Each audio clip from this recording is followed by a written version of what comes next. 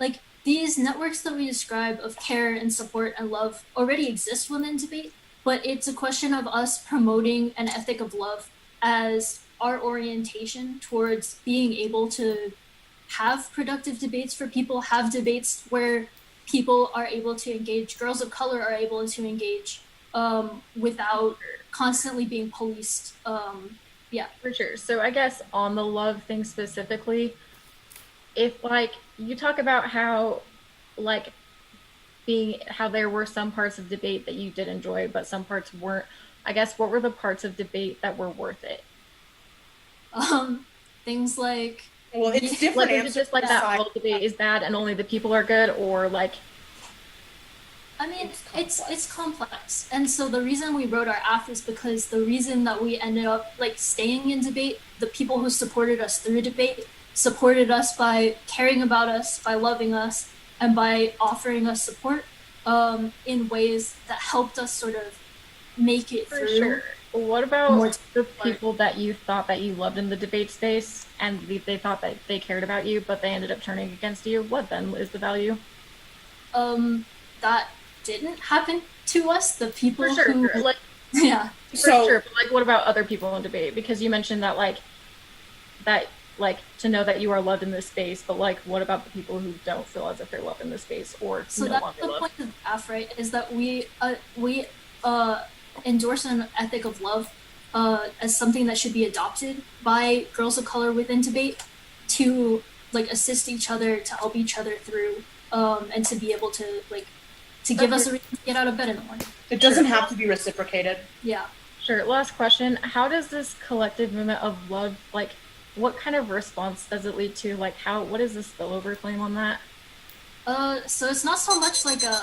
Do you want to take time to answer that? Up to you. I mean, I'm good. Okay, sure. Thank you. Yep. Ooh, the 1AC is happening. I was really excited to hear this 1AC. It sounds like a remix version of a 1AC I've heard before that has been adopted for this topic. So it sounded super cool. One of the things that I wanted to kind of just suggest as people are hearing that is pay attention to how you would flow differently for a non-traditional affirmative, one that doesn't have cards versus one that would. When we're learning debate, we learn that you want to write down the taglines of a card in specific words that are within the text of the card. That'll make it to your flow. And sometimes we write down the things that are said during cross-sects. But when an app is mostly based in poetry or just generally doesn't have any cards in the traditional debate sense, the key to flowing that is listening, because there are going to be themes in certain phrases that are repeated. Like throughout the 1AC that Sai and Julia just performed, we keep hearing this mantra of "you are loved." I'd ask some questions about what does love mean. How does one perform love? When I'm struggling to understand, like maybe some of the bigger thesis claims of the affirmative, I want to identify what is the harms. Going back to some of the basic debate we learn by when another girl of color is feeling unloved. How do we know when she is? When is the affirmative done? Does the affirmative stop being done?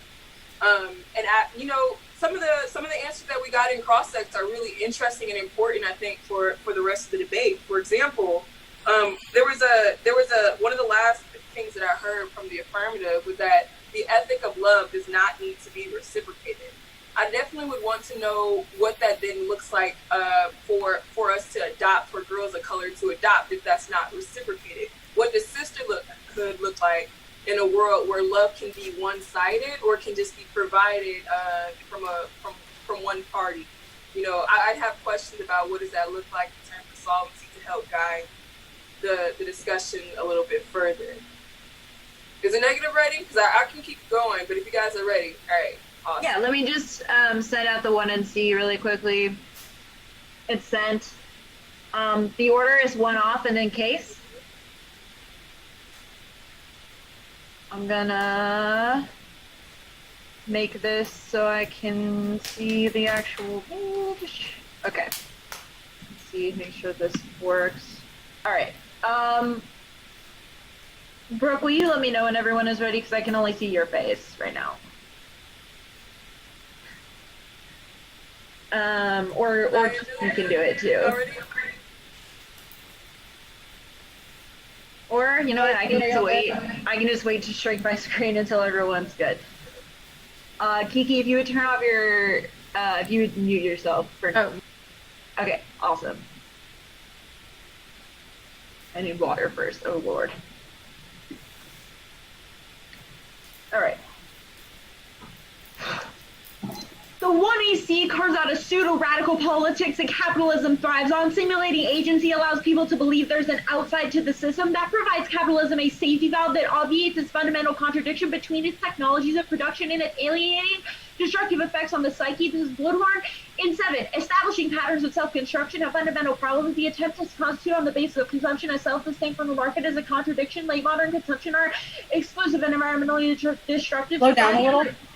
Societies are locked into maintaining increasing social inequality, environmental degradation, predatory resource wars, and policing of potential enemies. The significance of discourses of radical change becomes evident when transcending exclusion has been pulled into doubt, but when inclusion is important, we simulate the validity of the latter as a social ideal by performing the alternative. They cope with self-referentiality. Discourses of radical change provide an arena to experience the authenticity of the alternative, an opportunity to experience themselves autonomous subject actors opposed to the all-embracing market. Social movements transmute into theme parks for simulated alterity. Discourses of radical change are the implantation of the alternative into the system itself, as real alternatives are unattractive. This internal simulation is society's only way of coping.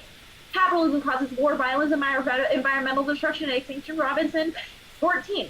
Origins of global crises. The crises are found in overaccumulation. The system cannot meet the survival limits of its reproduction. Capitalism threatens the 6 mass fixation. There are 9 planetary boundaries. 4 are experiencing the onset of irreversible, and 3 are at tipping points. Capitalism is reaching limits to its expansion. There are no longer new territories. Capitalism must continually expand or collapse. There is a rise of a vast surplus population inhabiting a planet of slums subject to destruction. This includes prison, industrial complexes, policing, militarized gentrification. It involves militarism and racist mobilizations, including scapegoats such as immigrants and Muslims. Fascism boasts mystifying ideology. It normalizes and glamorizes warfare and social violence. The alternative is to utilize debate as a site for political role experimentation. The imagining of alternate political features not only prepares students to use institutions or control capital, but also trains us to resolve social problems with collective action, which resists the neoliberal hegemony of individualism. D in 15.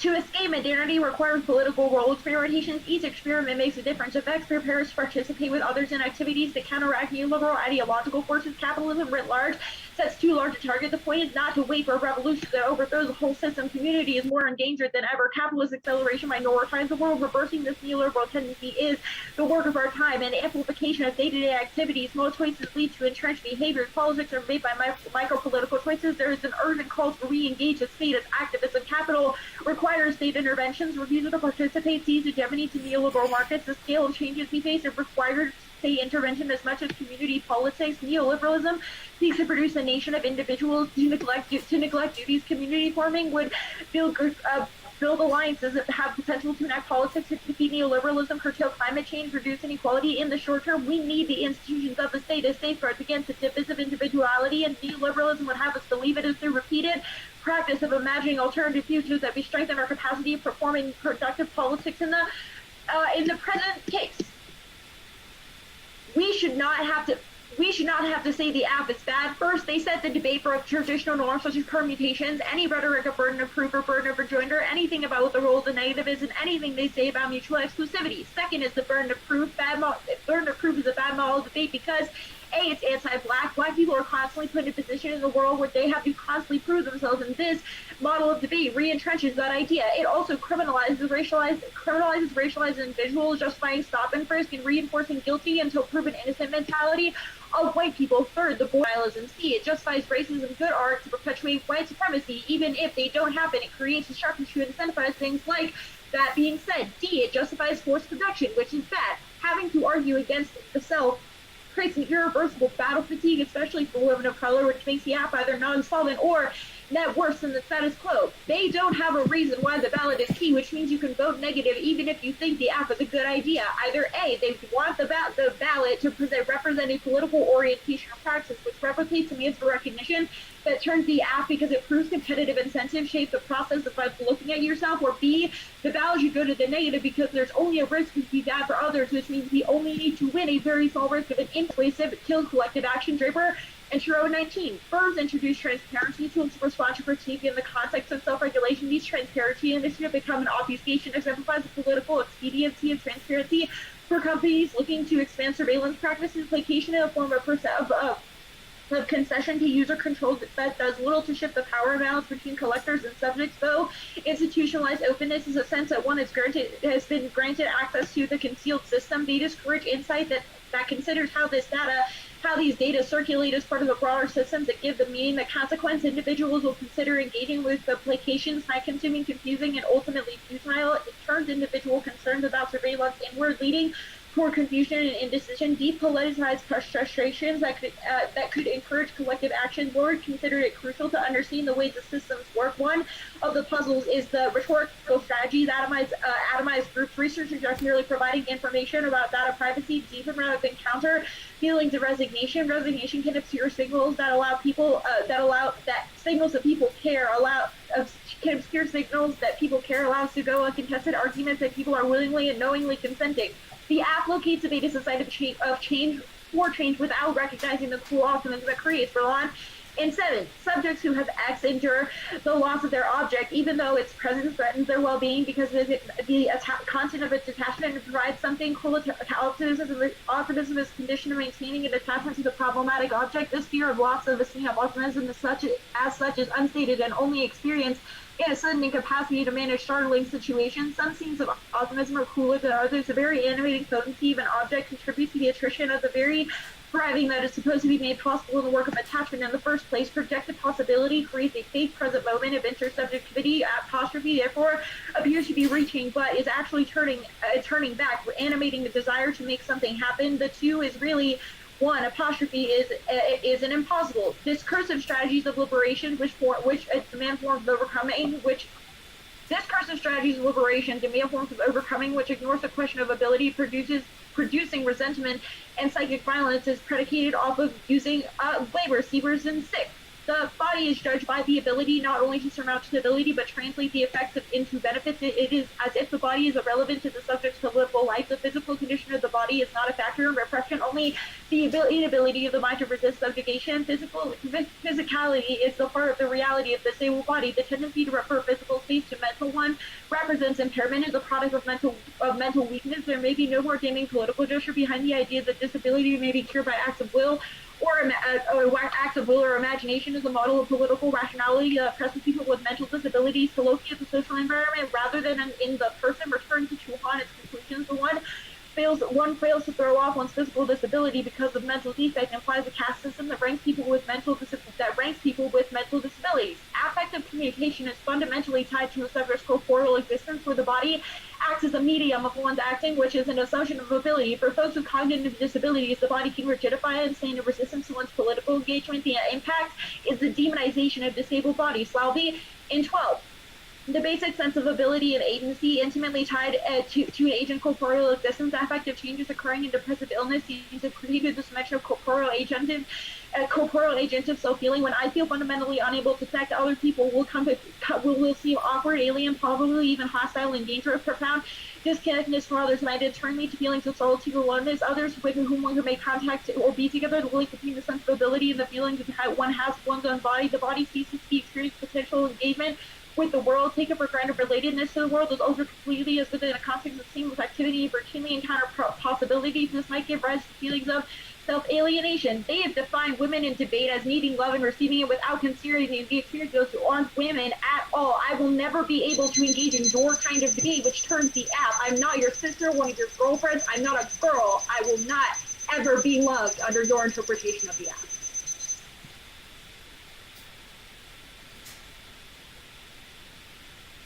I'm good for process. Yeah, let me just grab another pen real quick. This one is...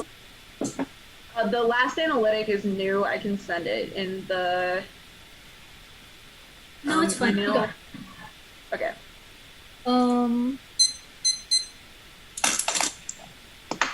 Okay. Are you good for cross-sects? Yeah. Okay, so starting with your last analytic, where in the app do we preclude people who don't identify as women from being loved in debate? In the app, you have only identified the experience of women and women of color in debate as being in need of love, and have only given love to women in debate by your of your app is not applicable to those who are not women, because you Okay. have not you implicitly conceded Um, that only women in debate deserve that love. Okay. On the farther up on the case, your burden of proof, burden of rejoinder arguments. Where in the debate have we said that you have to follow a traditional burden of proof, burden of rejoinder model of debate? Yeah, Kiki, would you take this one? Yeah, for sure. So, did you wait? Sorry, can you repeat your question? I paid attention to like. The burden of proof, burden of rejoinder stuff. Where have we ever said that you need to like adopt a traditional burden of proof, burden of rejoinder model of the debate? For sure. I think that specifically in 1AC cross-sects, when we talked about the methods of like how the negative should engage in the debate, it is like obviously it is usually seen that we have to engage in certain models of debate, and that you have not provided a way in that like we are able to engage with your affirmative. Neat, got you. And then the Yi evidence in the cap flow. Yep. What does debate as a political role experimentation look like? What would be an example of that? We think that political role experimentations can be essentially experimenting as though we are part of the political process, i.e., reading a policy option or having some kind of policy proposal to not to escape from the fact that there are like, you know, structural issues, but to learn to control capital and institutions that create the neoliberal ideological forces that are bad. Some examples that That explains my question. I have another one following off of that one, actually. The blood evidence, what you just described, what's the distinction between like having a fantasy where we are able to control capitalism in some form, or we are able to affect policy, and the AF? So I don't think that. Wait. So, from my understanding of your question, the Yi and Bluehorn evidence you believe are contradictory or are not contradictory to the app. I think that the way that the app is constructed to avoid discussions of policy that affect real people both carves out a space in which we can pretend like we have any sort of agency outside of the system, whether it be in terms of capitalism. And I think that political role experimentations teach us better how politics and capitalism and neoliberalism are so intertwined as to be basically unmanageably separated from one another unless we repeatedly experiment with political roles and like as politicians or whatever you want to call it. Actually, Is Brooke going to say stuff before we go to prep? oh, are we counting the time that Brooke is talking about things as prep, or are we? No. Brooks, Okay. Brooks stuff stops when you're done with your neg. You can go to the neg room with your app and go to the app prep room. To the students who are part of the Zoom call, y'all can go into whichever room that you want to listen into what are the prep thoughts that are happening. So yeah. So I've only been invited to join the app breakout room. Yes, let me just fix that. Like I could go, but I don't know how. Like I don't think that's how that works. I'm gonna move you now to the neg prep room. Okay, sweet. That sounds good. Thank you. Because we're only gonna need like 20 seconds to discuss something. Do we have so 10 or 9? 10. Okay, cool. Right, we should be able to move in and out now. Okay. For students who want to go to the rooms to listen, go off and do that.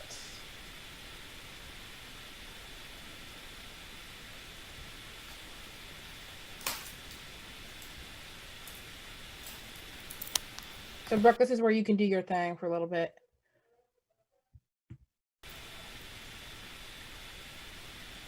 You're muted.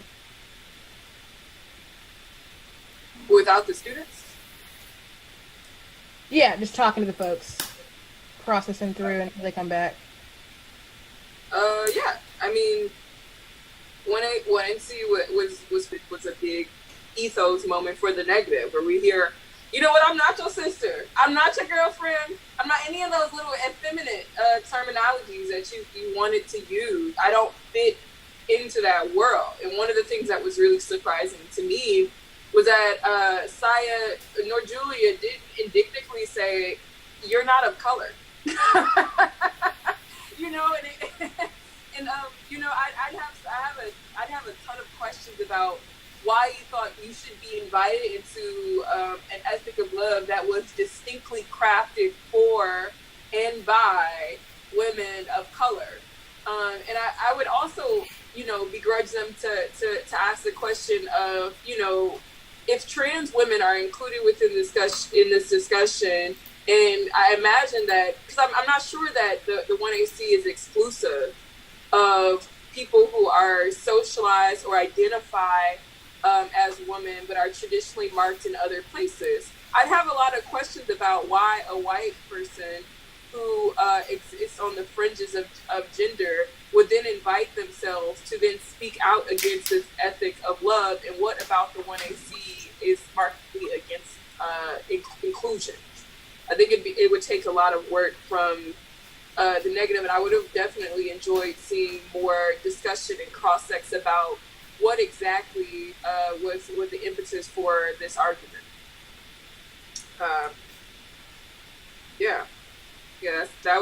That to me was one of the most interesting markers of here. But if you look at your flows, it'll probably end up being a lot different in a side by side of the 1AC versus the 1NC. And so, how much you reckon that out? Like, where do you put these off case arguments? Well, that's why listening to an untraditional affirmative is key. You aren't writing down everything; you're writing down the key themes, and that's what your argument should be directly in response to when you're crafting your negative, so that your flow should still make some sense to you. It shouldn't just be like, all right, I wrote down our arguments. Here are our cards and our tags, just are generally against the app. What in specific? What are lines from the 1AC that typically links to capitalism? How can I pull across something from what they said in their first speech that is exemplary of all the bad things that you've said? Is it app back? Or I'm sorry, the neg back? Yeah. All right, cool. All right, I'm shut up. I wasn't sure of like. We weren't sure of when to come back or not, so it just kind of came back. Yeah, we were very. Welcome back. we weren't like using prep. We just like were in the next room. Yeah. Cheaters. Each and every one of us cheaters. All right, let's see this 2AC. Oh my god, Julie. I gotta get it pointed at me. Do you want me to shift the camera over so you can still see it? I'm good. Yeah, I'm good like this. Nice. So, it's been so long since we debated what are roadmaps. I mean, I'm just going to talk, but if you want to get fancy about it so your flow's all nice, it's going to be case. I guess there's an overview on case, then it's going to be the line by line. In order of the 1NC, I'm just going to talk based off what y'all said and answer what y'all said. Perfect. I gotta find a pen. Sai's trying to find a pen. I'm sorry. Do you want to use one of mine? Wait. I'm good. I got a pen, girl. I just gotta Okay. grab the. My pen is just there. Okay. But I have one right here. My partner Allie is always like, "Where are my timers?" And I look in my bag, and there's like 8 of them in my bag. And she's like, "You stole my timers, you rat!" And I'm like, "I didn't steal them. I just picked them up and took them." I Yeah, knew they back were when we yours. debated, Sai would do the same thing with pens. Sai would be like, "Do I I'm a have all my hoarder. pens?" And then they I'm a would chat. hoarder. I don't know what to Like, tell you, yeah. and I won't apologize. Like, See, my pens would always be in like the bottom of my backpack, and so I'd never think I had them. And then when I would finally clean my backpack out at the end of the season, I'd have like 20 pens in there. Sounds about right. Okay. We good? All right.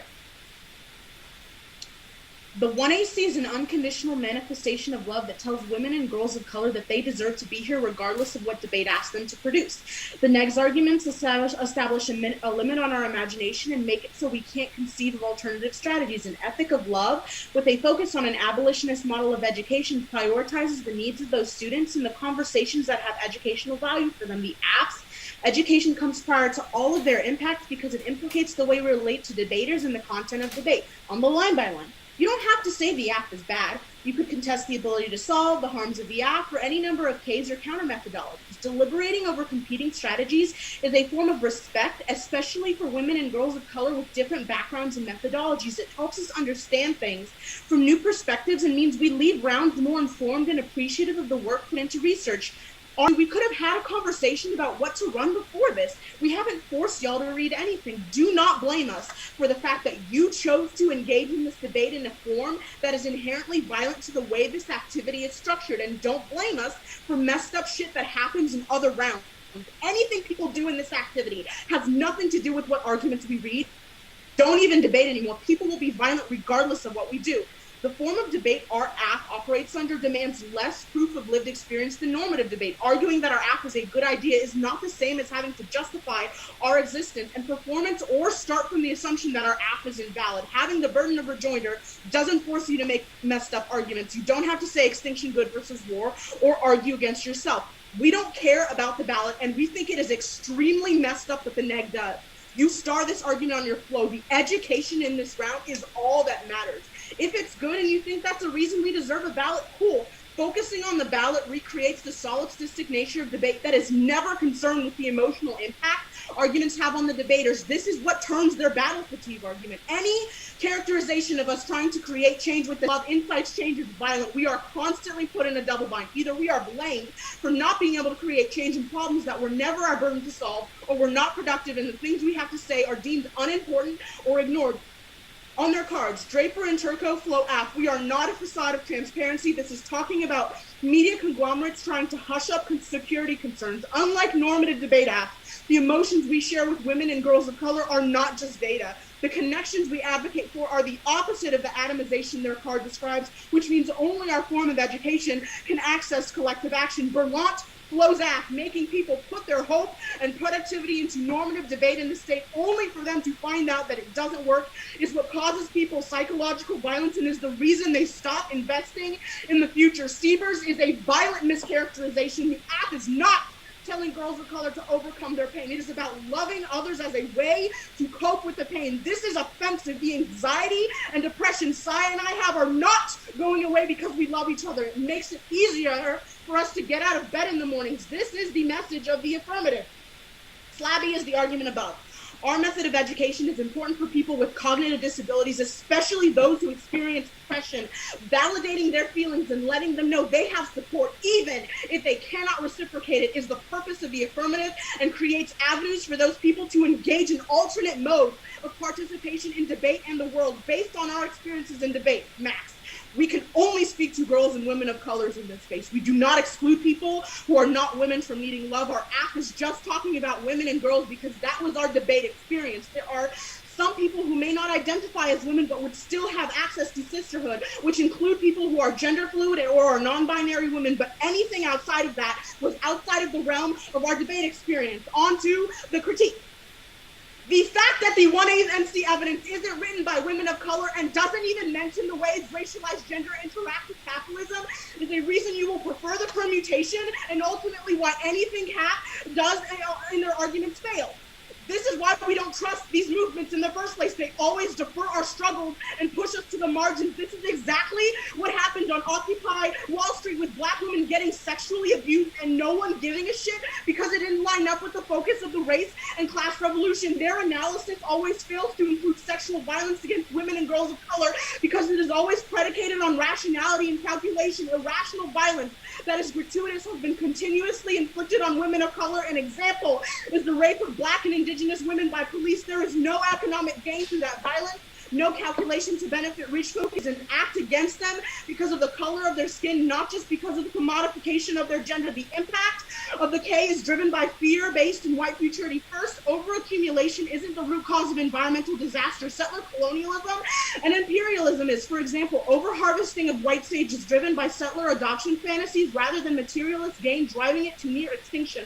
All of their environmental collapse impacts are already felt by Native people. It's only when it threatens white existence that it becomes an existential crisis. This just provides an excuse to ignore the ongoing genocide of Native people while solidifying fascist settler control over the land. The political role experimentation and social activism that results from the alternative are impossible without focusing on the way race intersects with gender. The affirmative is a prerequisite to the education the alternative demands. Women and girls of color don't feel like it's even worth it to get out of bed in the morning. They're not going to use their precious time in other ways to participate in the political or generate education the alternative demands is necessary to solve for extinction. Debate constantly tells girls of color to run arguments a certain way and positions them as laborers. They reify capitalist systems of exploitation as the bourgeoisie who don't care about the pain and suffering of the proletariat. They want us to produce for them so we become dependent so they can keep using us. This kind of intellectual labor debate makes us do disregards personal experience, leads embodied in violence. Listed within this activity, Black women created them and are the reason a lot of us are here today. We support each other within the system.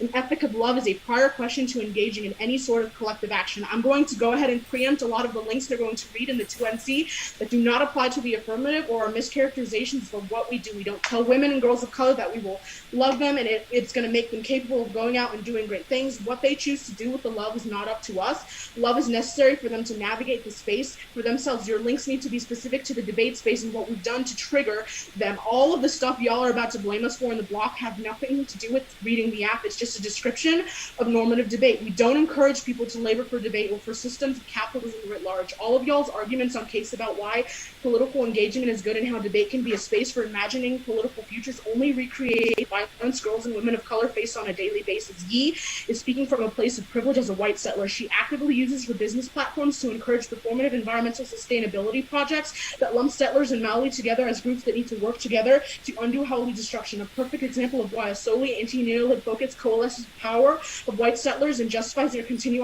occupation of the land. The critique and the app are not mutually exclusive. You can do both. We are a prior question and we have the potential to access the best solution to your impacts because we don't limit out strategies of decall that aren't in line with the political and ultimately produce better sustainability. Our focus on racialized gender is another net benefit because it means specific issues of misogynoir are also addressed. You're telling undocumented people and indigenous girls to place faith in structures that have taken their families away and have contributed to intergenerational trauma. That is violent. It leads to deportation and loss of will to live.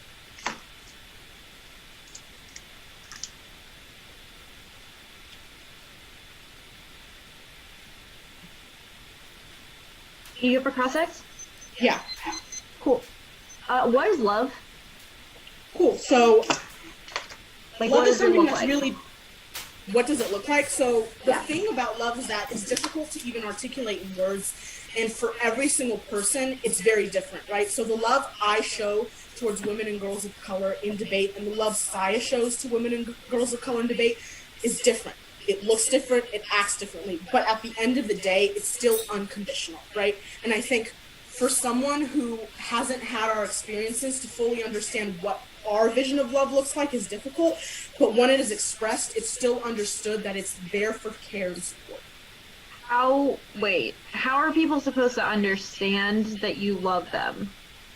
Because love is something that It's It an is like- affective. it's factor. affective. It's not something that you can necessarily like distill into words like XYZ equals love. I mean, Maybe I you get have that, to- but maybe you have to- use that if it's an undefinable thing. because I think you're misunderstanding. It's affective. I can't put it into words. It's something you feel within yourself And then you can show that you can show people. Maybe you have difficulty understanding because you're not a woman or girl of color. Okay, I guess that's fair enough. So I guess if debate is structured to be a capitalistic, creation of productive value, getting a ballot, whatever, disregarding individualism and love, why participate in it? Right. So we think that this activity is something that people participate in for different reasons. The AF outlines the fact that some women and girls of color stay for each other, and maybe they're here for school, maybe they need something to do with their lives. In my case, like, the instance for me is that it was already too late. I had already spent thousands of dollars on camp for me to leave this activity and leave an investment this big. So that's why I said I'm going to love people in this activity despite the violence inside of it, because that is what is necessary for the people who need education in this activity and ethic of love, for them to get out of bed and leave. So what about this particular like round or the debate space in which we're competing against one another?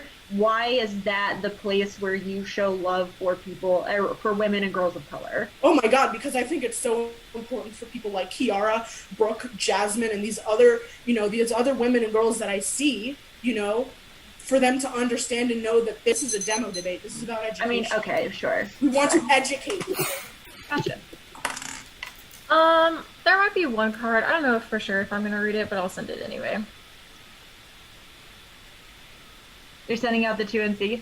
Yeah. Okay, cool. There may or may not be one card. We don't know yet. We're gonna... I don't know if I really want to read it. We'll see, though. A lot of things happen at CrossX. I think that one of the major points that came up is that there's not as clear of an understanding of what the definition of love is. And I think that might become a point of contention in the negative block, given just like that's how they started out the CrossX. And I think it's a wise one to kind of try to pin the affirmative down on. Because I think that it can be true. Two things can be true. That's one of my favorite phrases of 2020. Two things can be true. It can be true that love is an affect, something that can't necessarily, the feeling cannot be described in words. But love itself should be something that we can define, because we're bringing it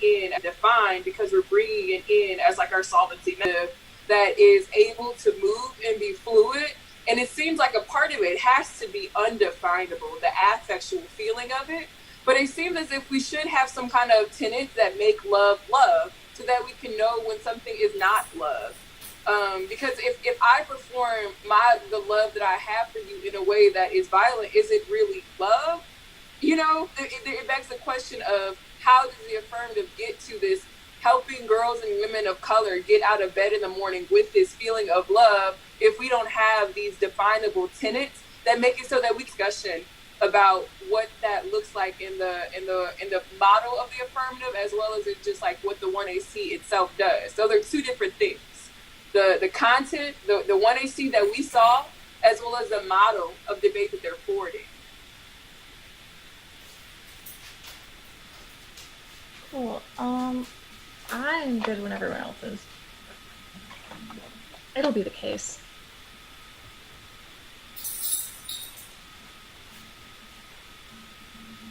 Also, the order of the case is going to be the ballot stuff, the love stuff, and then the competition theory stuff. Cool. Is everybody ready?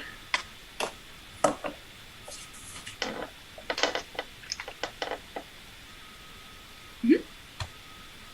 Cool.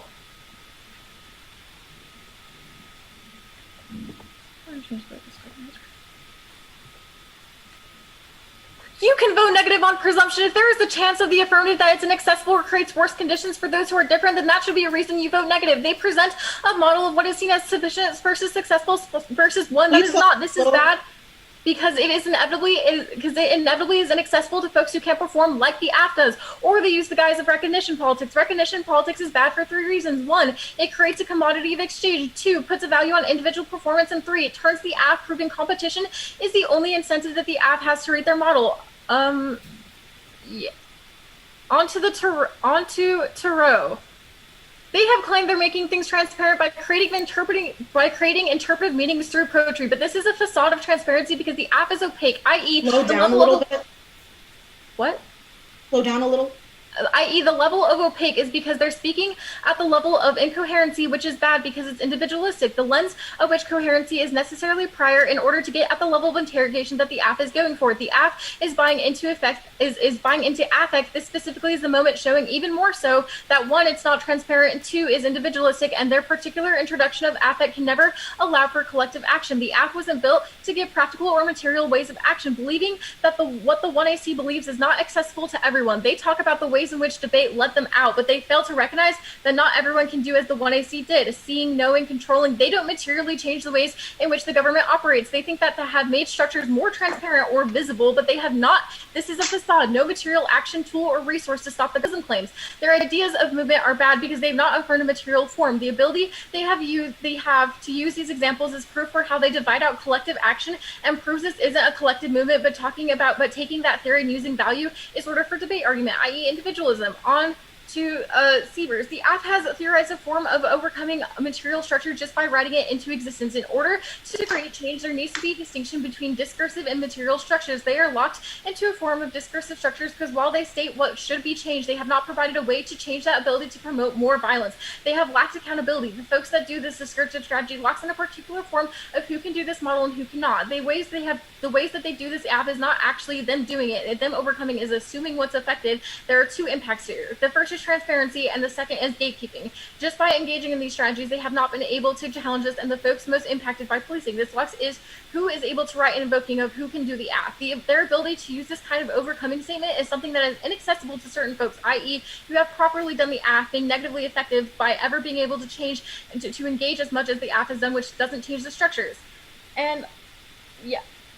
Oh, they also say that Siebers is violent, but all we're talking about is that the ways in which that they have performed this is not accessible to other people. This is seen through the disability impacts that we'll get onto more with Slavi. Their ability to be persuasive is not accessible and is potentially violent to those who can't do it in the way of the app. We aren't able to perform like the app has. This is another impact to disability. This impact turns to community and requires turtle shelling that Campbell critiques, bastardizing the self to create a protective outer shell for inferiority and safeguard the self, which destroys value. That's Campbell in 8. Internalized ableism can mean the disabled subject is caught between a rock and a hard place. In order to attain the benefit of disabled identity, constantly participate in process of disability disavowal, aspiring toward normativity, a state of mere able-bodiedness, or at least or at the very least to affect a state of passing. Passing represents self-protection that disables and sometimes destroys the self it needs to safeguard. In the interactivity within the norm, another form of erasure is required. Ableist passing is not just an individual hiding their impairment or morphing their disability. Ableism involves a failure to ask about difference. For internalized ableism to occur, there needs to be an existing a prior presumption of compulsory ableness. Passing it is about keeping the colonizer happy but not disturbing the peace. Passing would be university academics with impairments who experience trepidation about revealing their impairment status, fearing stigma and discrimination. Like, all that we're saying is that the ways in which that the affirmative has modeled their form of debate is inaccessible to other folks, which goes completely against their love art ethic, which we'll get onto now. Their reframing on debate about debate is bad. First, their advocacy is inaccessible, and second is presumption. Don't let them forget we're in a debate round. They have stated in 1AC Crossix that the ballot is unnecessary and that the negative's role is to have a different interpretation. The app is a monologue that we're just supposed to accept. This is again individualistic. The competition aspect is only possible for the model. They don't structurally change anything. Their model is extremely unclear. Why does the app need a ballot? What does love look like? We have no idea how love is defined or what it's supposed to look like for other people who don't feel that love. You should be defaulting negative for two reasons. If one, there is no counter model, and two, negative competition is best. Competition in debate is the best thing for debate, i.e. we should have clash. Meaningful conversation engagements are only possible in a competitive lens because we aren't able to have these conversations in the debate space if like the negative is excluded from their model of debate. And they say that love does not have to be reciprocated. This is bad for two reasons. One, this is an exclusive practice and only goes back to their individualistic model of only caring about themselves. The YAC preaches about love and how they love us, but YAC Crossix said that wasn't our experience when I asked them about other people's experiences within the debate community. We aren't able to have progress or change in the debate community if we are not listening to everyone's experiences and working towards that progress. You know what nobody ever talks about? The effect that debate takes on one's mental stability. Debaters are always seen as the perfect student, the extremely well-grounded student. You expect them to get into the Ivy Leagues because why would you shoot for anything else? If you aren't good at debating, you aren't even good at basic academics, what have you got? But do you know what the worst part is? When you thought you found a place that you maybe belonged in a community, fine. She's only upset because she lost a round. She's being over dramatic. Honestly, don't bother with it. She's back now. How dare she do that? Did you know that debate was the reason that I found out I had anxiety? I couldn't bear to look at anyone after that last round. I hid in a bathroom and I wanted to cry because I couldn't feel anything. Eventually, all I could do was pace and pace and pace, and even that wasn't enough. I was huddled in a blanket, trying to feel something, anything, but I was a blank slate. Afterwards, everyone told me that my behavior was irrational. Could nobody human being, because apparently mental health doesn't get talked about anymore. They talk specific. We both, and second thing about women and women of color debate and how that explicitly deserve that love, but that's exclusive to those who not identify as women. We both don't feel that love in debate. This shows again their exclusive and individualist practices and showing their model of love is bad and isn't acceptable. I asked in 1AC Cross-Ex, what about those who not feel that love in debate? And they said, well, it doesn't really matter if it's not reciprocated, but you cannot perform an ethic of love and say it's open to everybody, and we're supposed to understand what that love feels like if you don't tell us or even explain what that looks like. I don't feel the love in debate. Max doesn't feel the love in debate. This shows that their model of love doesn't do anything and still excludes people from debate. On competition theory. The act forces competition with other women of color. This ability to have intergenerational communication, which is necessary to cope with forms of violence that exist. The act should produce a different means of survival. The impact is battle fatigue. This model forces Black women and other women of color to fight constantly, which only leads to worse impacts, because they're constantly having to fight to prove that their value exists, that they're supposed to be loved. Then they're never going to win that battle. The neg is supposed to produce a world of collaboration. This collaboration could look like forms of discussion and engagement that is not only solely based on winning. This is seen in rhetoric such as what is the role of the negative. They weren't able to give an example of what the neg can say. This kills neg ground. Also, we shouldn't have to criminalize the app and say it's wrong. This puts an extremely different position to where we have debates such as these. In order to combat the app in any way, we have to argue against our identities and people of color against each other. They have how their model of debate is supposed to include other people, and overall it's exclusionary. It is exclusive. You can look at this with the Slavi evidence when we talk about the impacts of disability, and we can also look at the fact that in general, not everyone feels love in the debate space. Not all women feel love in the debate space. Non-binary don't feel love in the debate space. They have not produced a model of debate that is accessible to anyone. Focus trust. First, small. This is not cross-related? Yeah. You kept going. No. So Jasmine just said we were using college times. We did not get We that memo. did not use college times. Yeah, we were not on the call when y'all discussed that. Yeah. So both our speeches so far have been 8 minutes. Oops, that's on me bad. That's on me bad. I thought that I sent that message or that memo, but I apparently did The not. 1MC was also 8. What? No, it may not have been. No, because they stopped talking. We didn't run a timer for the 1MC. Oh yeah, Yeah. we didn't. So are we just gonna do the rest of the speeches college time, or? You read a narrative about your mental health, and I just kind of want to ask if you're doing okay now, because you expressed some really serious stuff, and I just want to know are you doing okay currently? I don't think that my mental health is really. I don't think that you read a narrative, so I want, and you said people don't care about mental health. I care about your mental constantly health. going to be in a state of I'm not okay, and there are some things that are going to protrude this and make this worse.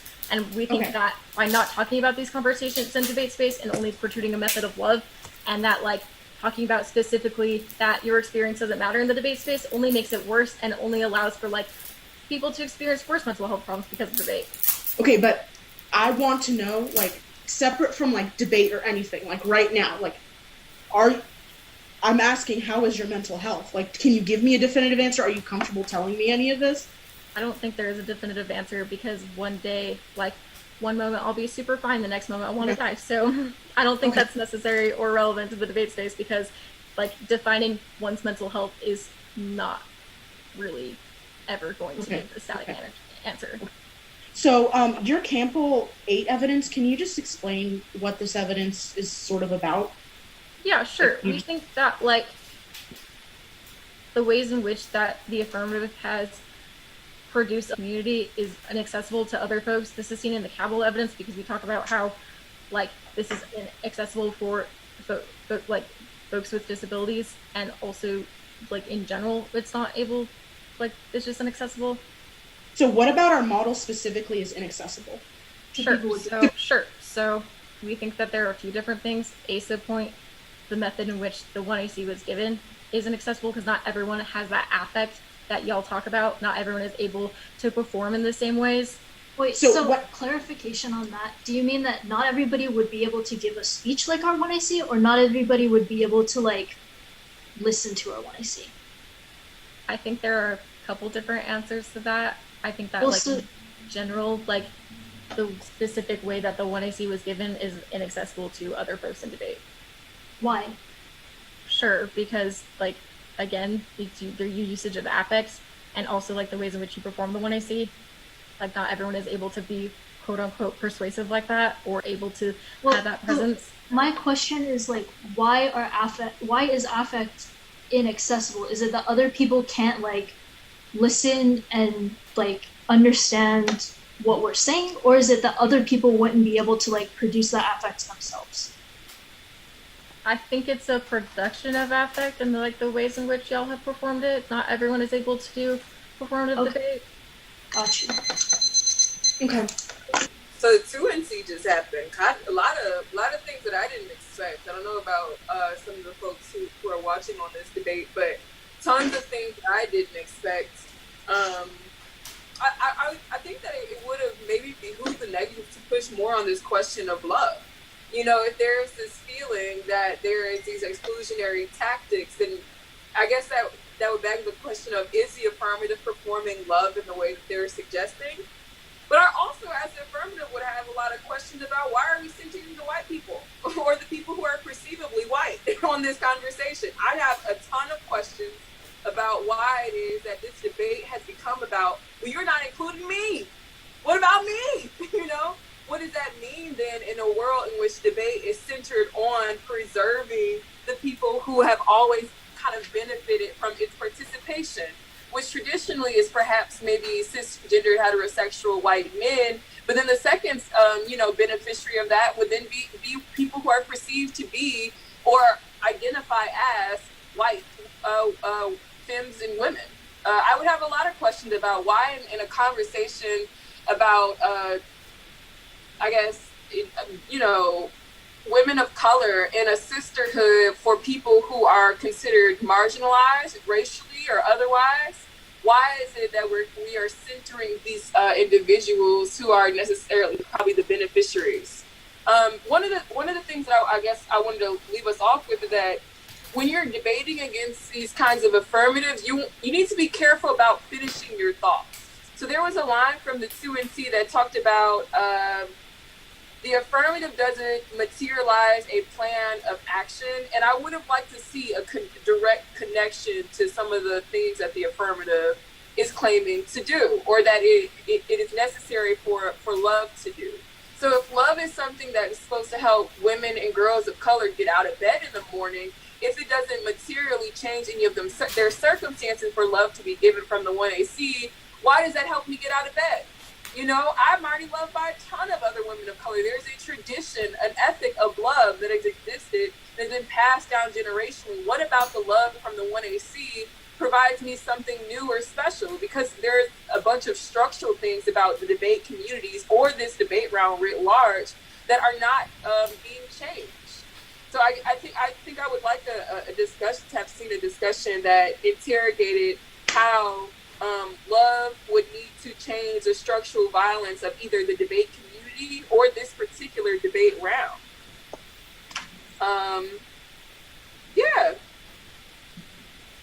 Lastly, I think it's probably important to keep hedging on this question of what is love, and does anybody have a definition for it? It's not necessarily going to operate the same as topicality, but it is something that I would suggest that people who would, find themselves in a debate round similar to this on both sides, work to create a workable definition for. Because it doesn't necessarily need to be the same every debate round. It might change. There may not be love for people who are. There may not be the same type of love that they might offer depending on who the round is against. Because if they're not debating against a team of girls or women of color, will we need to explain to you what that love is? Because what would you do with that? Because you can't love on us in the ways that we need to be loved. So why explain to you the type of love that we need if your position in this debate ground and in this, I guess, in the world is one that is probably going to be violent. What would that love then look like for you to understand? How could you access it? What would you do with it? Are important kind of questions for us to consider.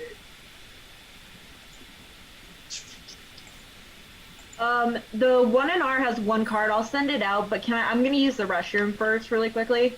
Okay.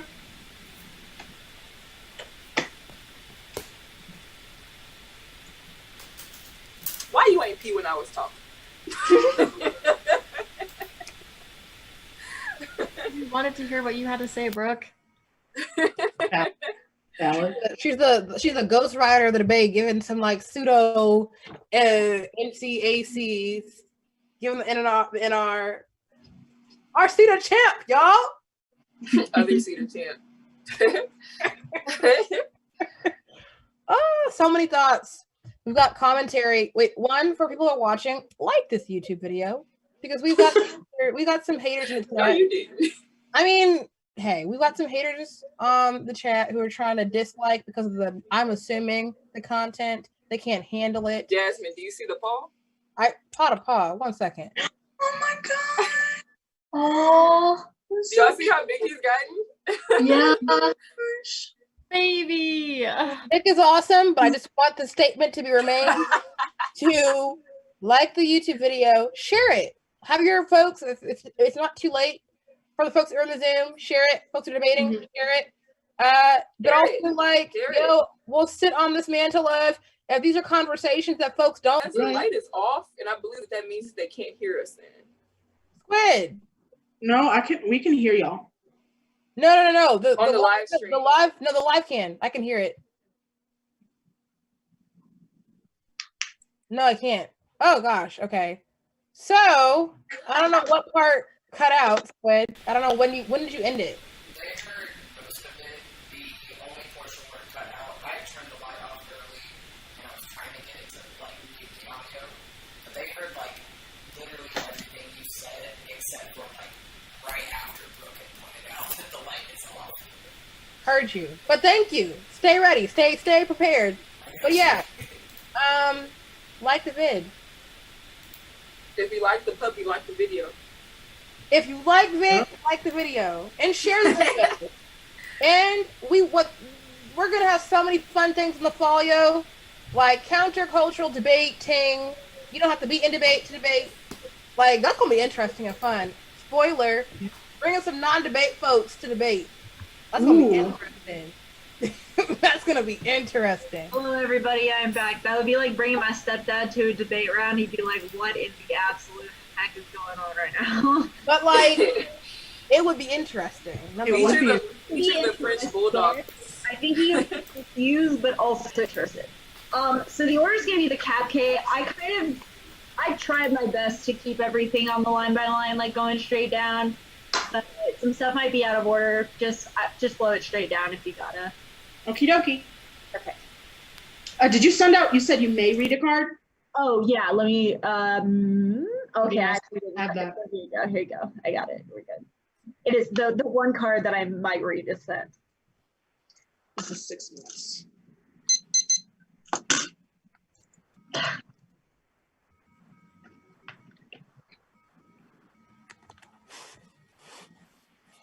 All right. Everyone good? Yep. All right. Neoliberal violence turns and outweighs the case. First, it makes extinction inevitable. Overaccumulation leads to environmental degradation. More on that cause later. Second, it creates the conditions for structural violence. Capital concentration and insecurity leads to scapegoating and new forms of slavery in the prison, industrial complex, and agricultural sectors. Third, it makes endless wars inevitable. Economic stagnation requires more conquest. Please slow down.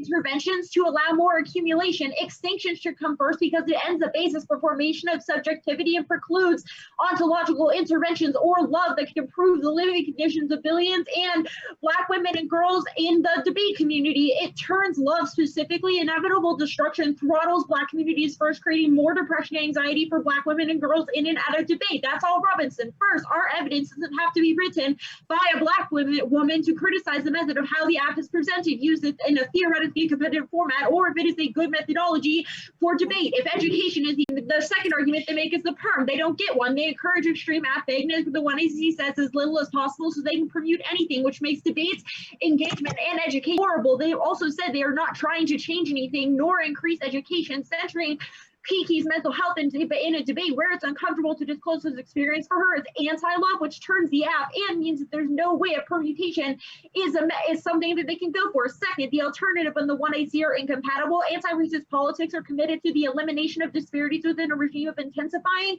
economic inequality. That displaces the centrality of class and improperly focuses on individual attitudes inside of spaces that are not attributable to the community outside of the round specifically. The focus on love as a nexus of power in either direction allows the expansion of critically conscious neoliberalism, which means the alt alone is always better than the perm. Next, the perm is neoliberal. It follows a neoclassical logic of competition and maximization of productivity by labor by combination and efficiency. Last is the link, and the alt are dissets. First is the link. Under capitalism, societies are locked in the imperative of maintaining and further developing the principle of exclusion of love. Specifically, they have to defend a lifestyle that requires ever-increasing social inequality, environmental degradation, predatory resource wars, and the tight policing under potential internal and external enemies. Encouraging a shift to personal focus in micropolitics is ineffective and allows for infinite neoliberal filling. We should instead dedicate our energies towards boring politics and political change to aim their horizon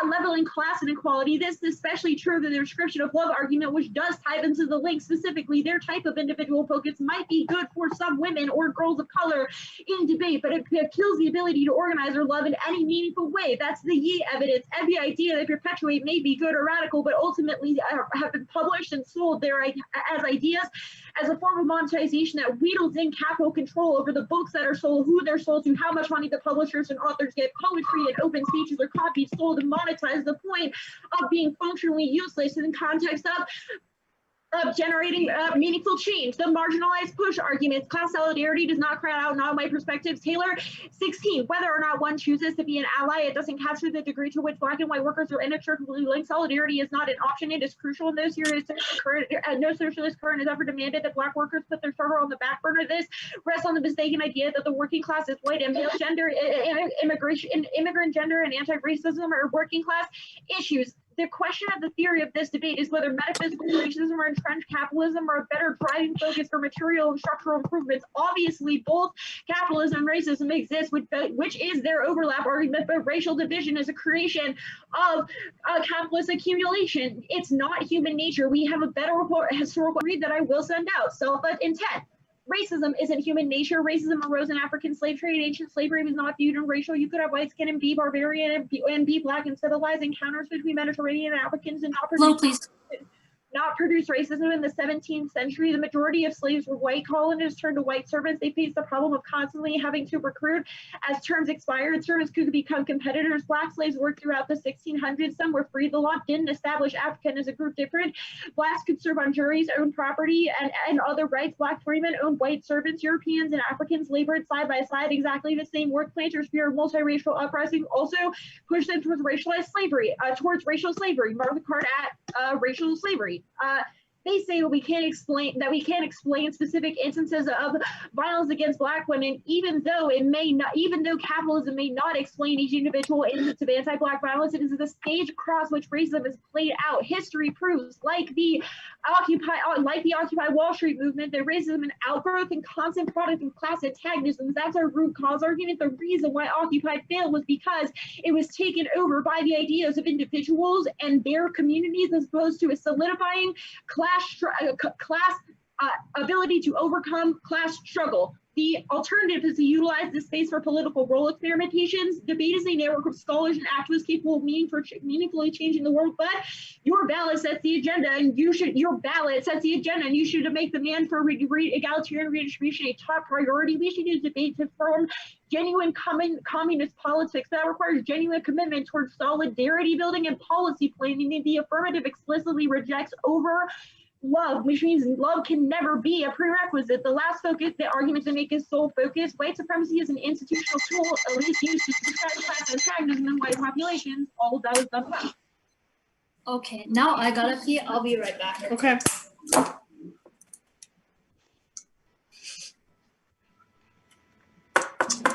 I gotta say, I'm been pretty surprised that the question of speed hasn't come up in this debate.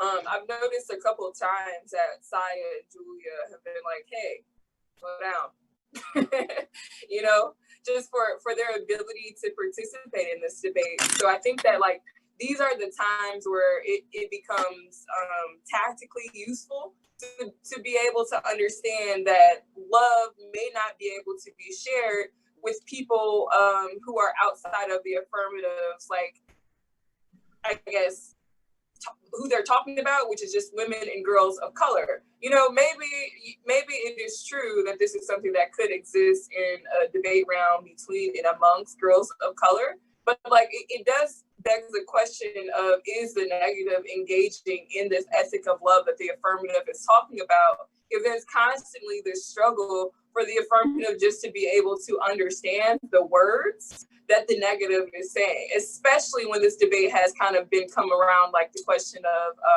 access, and if there's a limited access to who can participate in the things that both sides are talking about, because a lot of what the negs are, who could perform it in a similar way, and there's questions about like ability to do so. But then there's also the question of this particular debate round, because obviously that is talking about the theoretical, somebody theoretically not being able to do the 1AC or participate in the politics of the 1AC the way in which exactly that they have done it. But in this particular debate round, there is a question of accessibility, because the negative is participating in a certain type of speed that is not accessible to everybody in the round. Hence why we keep hearing from the affirmative, hey, slow down, you know? But it hasn't really become an argument in the debate yet, and I've been pretty surprised to see that. I was going to say, for the students, so before Saya gets here, if you want to start moving to the prep room, the breakout rooms are open.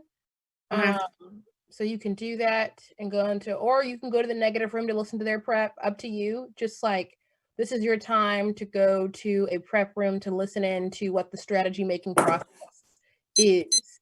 So yeah, Saya and Julia, you can go into your negative prep room.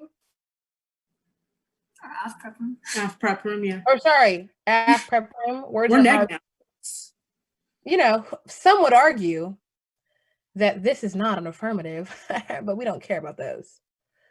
Are they, sorry, Neg, are y'all gonna go to a prep room? I think some people might need to be given access to go to the affirmative prep room. Okay, so I'll move folks, move to, wait, okay, they're there. Read to Max Lee. Yeah, they're in the negative prep room. You also can go to the negative prep room. Rue, do you want to go to the Afro neg room? We can go to the neg prep room, right? That's like, yeah. Okay, just making sure. And then Jacqueline, do you want to go to Af room?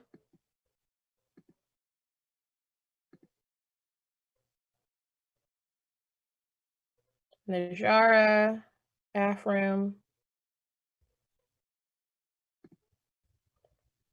But yes, y'all, very interesting debate is emerging and happening. So, oh, Jacqueline, are you able to go?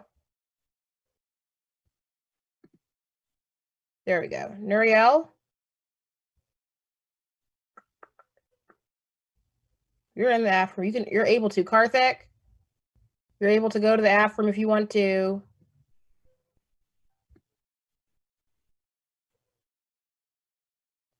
Same to you, Nuriel. You're able to go to the Af room. Perfect.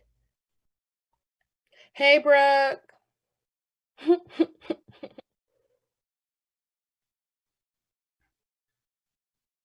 I don't really have my, oh, hey, I just turned my head and I saw you. Oh my goodness. I'm just like, some of the backlog commentary that I've gotten on this round has been very interesting. What have you heard? Oh, just like, so, like folks and kind of how they're thinking through the topic, how they're thinking about reform, how they're thinking about kind of what is the role of the affirmative and negative in these debates. And so it just has me thinking. It has me thinking. Something that I told the students in the session was like, because, you know, some read framework, some are answering it. is this question of certainty in conversation. And like what I meant by that was, one, we're talking or dealing with CJR, and it is like weird that I've not been inspired by a large level, not the staff, but like a large amount of affirmatives so far and kind of how they're kind of dealing with the conversation of CJR to be anything that means anything, right? Like all the fears of this is going to sound very objectifying or very kind of like trying to dance around the subject of what is a meaningful change within kind of reform if you're going to defend that substantively, outside of just being like, yeah, I mean, like it's not perfect. Black folks are probably still going to go through some things, but like, you know, it makes the political structure look a little bit better. It's like, okay, well, cool. And so like we had our framework lecture today, and I was like, the only person who can guarantee the conversation that you are having that challenges the way in which we discuss the topic is the affirmative, right? Like the negative has to engage with the way in which you are having the discussion. There's no guarantee that either one, if they are affirmative, they're engaging in that question themselves, i.e. if they were to read a topical affirmative, i.e. they're affirmative. But also like B, if you're negative, the affirmative always attempts to move outside of the, you know, via framework, tries to move outside of having to have those conversations. Or they start having those conversations only when you are present and read the alternative and are running the framework arg. So I don't know. It's just making me think about CJ. To me, I think that's like, I don't think that that's like ever not the case in debate though, regardless of the argument that you read, so that it is, it makes for, I think, how people practice and do like their coaching more important than like ever, I guess, for this topic, I guess, is just like teaching people how to continue to engage your own arguments, even if they're not being engaged by others, while also still engaging theirs. You know, like they may be able to operate only on one, maybe not everybody thinks about it, about like being able to tactfully say that something is wrong while also just getting into the substance of it. You know, it's sad that that's not necessarily how most people choose to or have learned to debate, but it is something that I think will be especially useful for teams this year, if only just for the topic education element of it, because I'm sure that even the most critical kind of abs that are developed will provide some meaningful conversation that can't be forgotten. And it's helpful to be able to engage whatever gets kind of thrown at you, because what we see in debate is like what we see in life. Right. And that this is such a topic that tangibly affects all of us, because the criminal justice system is the pinpoint of American democracy. And like, it's not something that's far away. We're all in some ways justice involved. We know someone who is. The prisons especially are not these things that are far away or something that is not relevant to our lives. So if only for the purposes of our own civic engagement, we should be able to tactfully engage their arguments, even if they don't deal with ours. Yeah, I agree. And I think that, and this might be more narrowed into Black folks in debate, if they choose, you know, to want to read arguments like this, that there's like not an accessibility argument, but a capacity argument. It's like, depending on what your relationship to CJR is, like the prison system, you might not be able to not have certain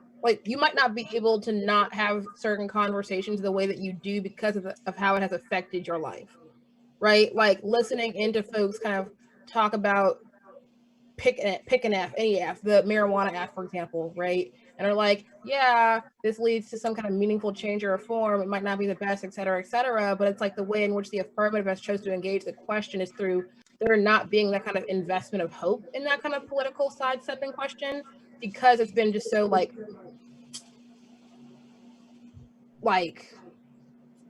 I don't know. I think like there's definitely like a trauma aspect to it, right? Kind of in like the way in which you deal with things, but even like not going as far to say that, but more so just like the cognitive dissonance, what your particular relationship is because of how close the topic is to a lot of livelihoods of a lot of folks, informs how you're going to believe the legitimacy of, you know, reform, or believe the non-legitimacy or the legitimacy of it. You know, so I don't know. I think a lot of thoughts. This topic clearly makes everyone feel a certain way. Michigan, I'm not even going to say that. I'm not even going to do that. I'm not even going to do that. an app was put out that was very interesting. But I just think besides Oh, what's the app? I want to know too. I'm not involved in debate anymore, so I don't know any of the messed up stuff that happens. It's just like it's a reform. It's like a reform, not in like a reduction, but a reform and like an increase. So it's like white collar crime. So like corporate. Oh my god! Oh my! Did Brinker make that app? I don't. Oh my god! Yeah, it was PSHR. Ron's like I know. Yeah, I mean like it's topical, right? But like corporations do bad things that they should be held accountable to doing those bad things. Instead of fines, the consequence should be jail. And so they would change. That's honestly, I have strange feelings toward that. Like, because I'm not sure that I disagree yet.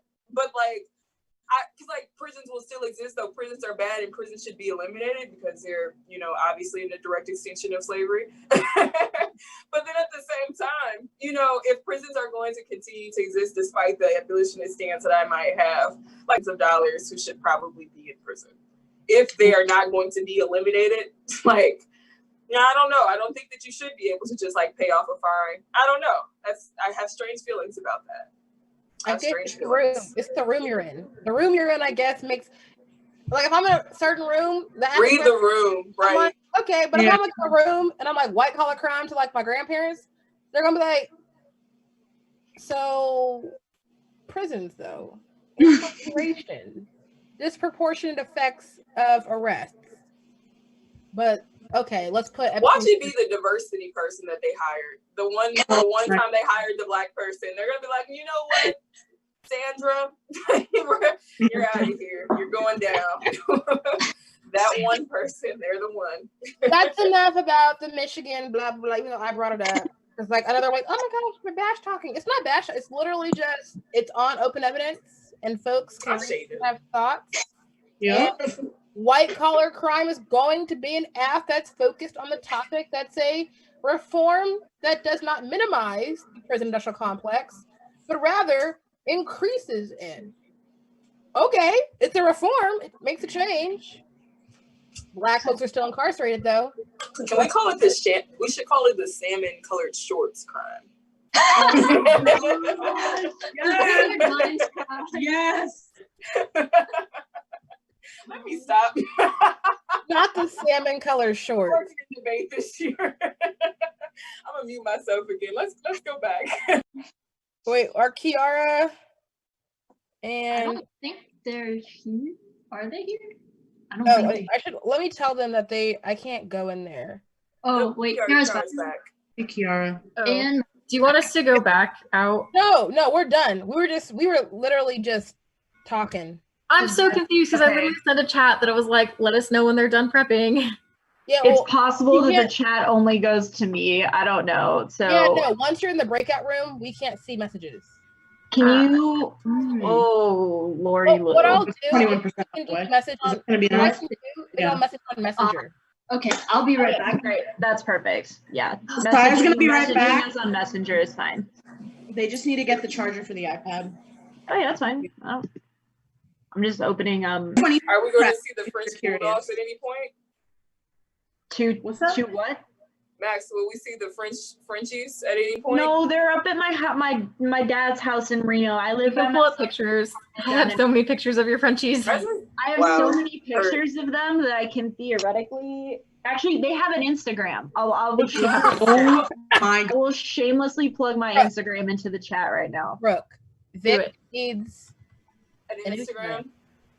They have an Yeah, Instagram. It's my I'm gonna favorite wait thing. till I get another camera, and then he'll be a classy little Instagram. Called Hugo HUGO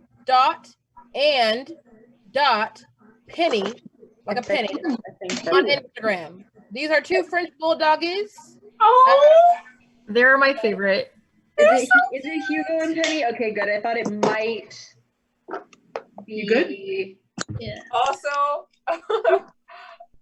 That's cute. That is a picture of Kiara with my Hugo, my sweet boy. Hugo is the love of my life. Has been for a very long time now.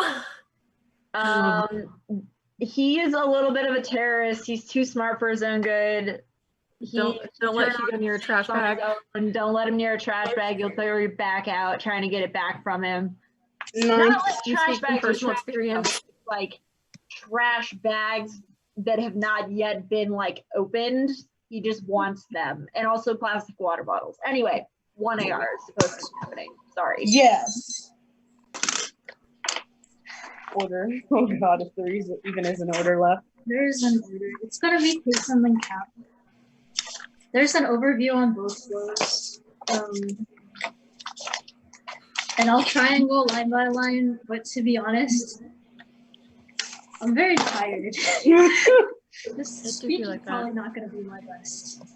But we'll roll with it. Or it's gonna be the most fire thing in America because period. We'll see about that. Yes. Let me know your thoughts afterwards. Oh boy. Okay. Wait, so we just going aft and yeah. Yes. Okay, cool. Close. Cool. Okay. Oh boy, oh boy, oh boy. Okay. To conceive of radical alternative futures, to have the strength to get out of bed in the morning, we need to adopt an ethic of love. Our education needs to be abolitionist, a form that prioritizes students, and only unconditional love can give us the strength to support each other in working through the trauma of living in a carceral state. On their arguments on inaccessibility, these don't apply to the app. I'll get to this later on, but first, we don't make people perform in the way that the 1AC was performed. We just have this as our form of expression of our love to girls and women of color in debate. This is the way that we choose to express our love, and the message that we wish to give to those girls and women of color in debate. We're not performing like recognition politics or like exchanging love as a value. Instead, it's just our statement that this is the unconditional love we show them because these are the experiences we've had and we have been in the places that they have been before. The battle fatigue argument also doesn't apply. We're not forcing people to produce or to like answer these. We're not forcing people to answer in any one way. We actually argue against the types of proof that people have to provide for the white gaze in debate. What does it mean to hate what you see in the mirror? What does it mean to be wound into rope and jumped? What does it mean to count the days until freedom? These are all things that these are all different experiences that we are addressing the girls and women of color who experience these things. And that's something that can't be communicated to the people who don't share that experience. We're not going to prove to people that these issues exist, that these experiences exist, any of that. Debate always makes you argue against things you believe in, but we don't make you argue anything in particular at all. You could have approached this debate in literally any way. It's your choice what to make the arguments you do. We just wanted this debate to be productive for the people in and watching this round.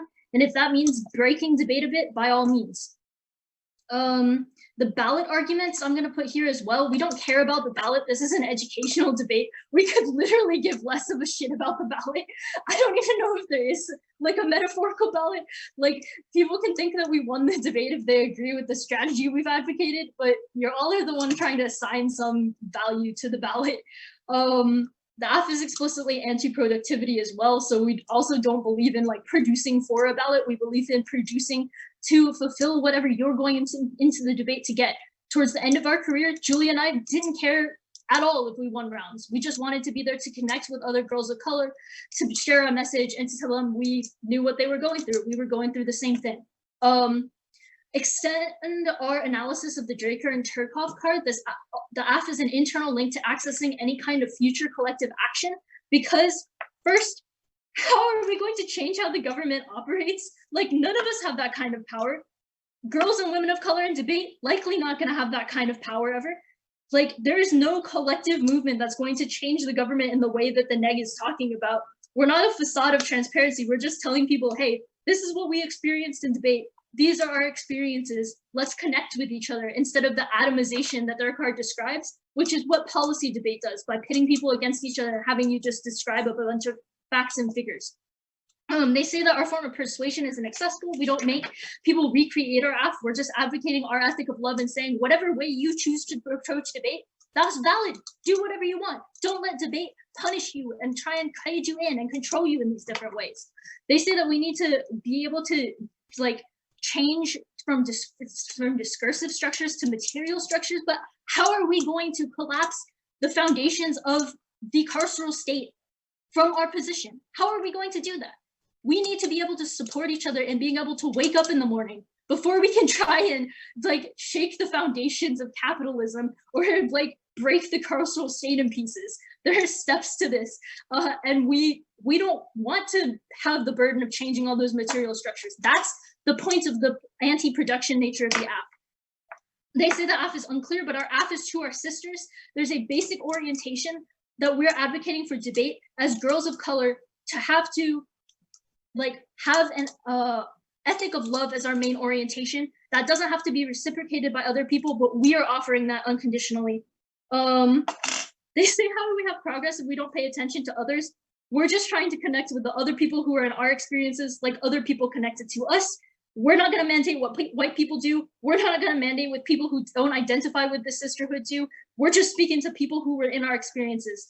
And they also have what happens when people turn on you. That's why we're advocating unconditional love. That's why we're advocating this for girls and women of color, because the rest of debate was what attacked us. But the girls and women of color who were in our corner, who supported us and loved us, they're the reason we got through this activity without totally collapsing. They also say if you don't identify as women, you're excluded. Sorry, Julia. But that's not necessarily the case. If you identify with the sisterhood we're describing, you can be included. I'm gender fluid. Julia is a non-binary woman. Without the app and adopting an ethic of love, girls of color are first atomized and isolated by traditional debate in ways that preclude collective action, and two, are sucked into cycles of cruel optimism. The alt alone results in performative action that justifies settler colonialism in the name of saving the environment. Their author's career and positionality proves this is why it's important that they don't have any women of color, not just Black women, but women of color, which is what the AF was about, providing the knowledge for this, because otherwise it's just settlers trying to justify their own existence.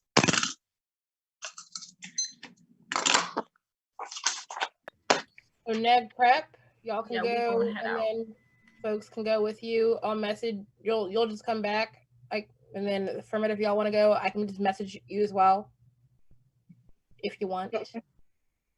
Where are we going into? What? Oh, into a break room? I If guess. you want to, but that's where if you want to start talking about the 2AR. Do you want to just chill here? Sure. Yeah, we'll just chill here. Okay. Whatever. We good. We good. We don't care. Yeah. So for students, do y'all want to? Can y'all? Are y'all able to move? Let's see. Move to Neg. Move to Neg. Oh.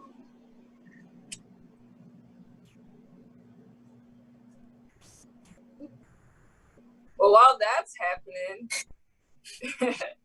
I think that one of the things that I kind of was gathering from the 1AR is that love might, in this particular debate, because I like to identify what the thing is. So loving this, I also was really glad to see that, the 1AR.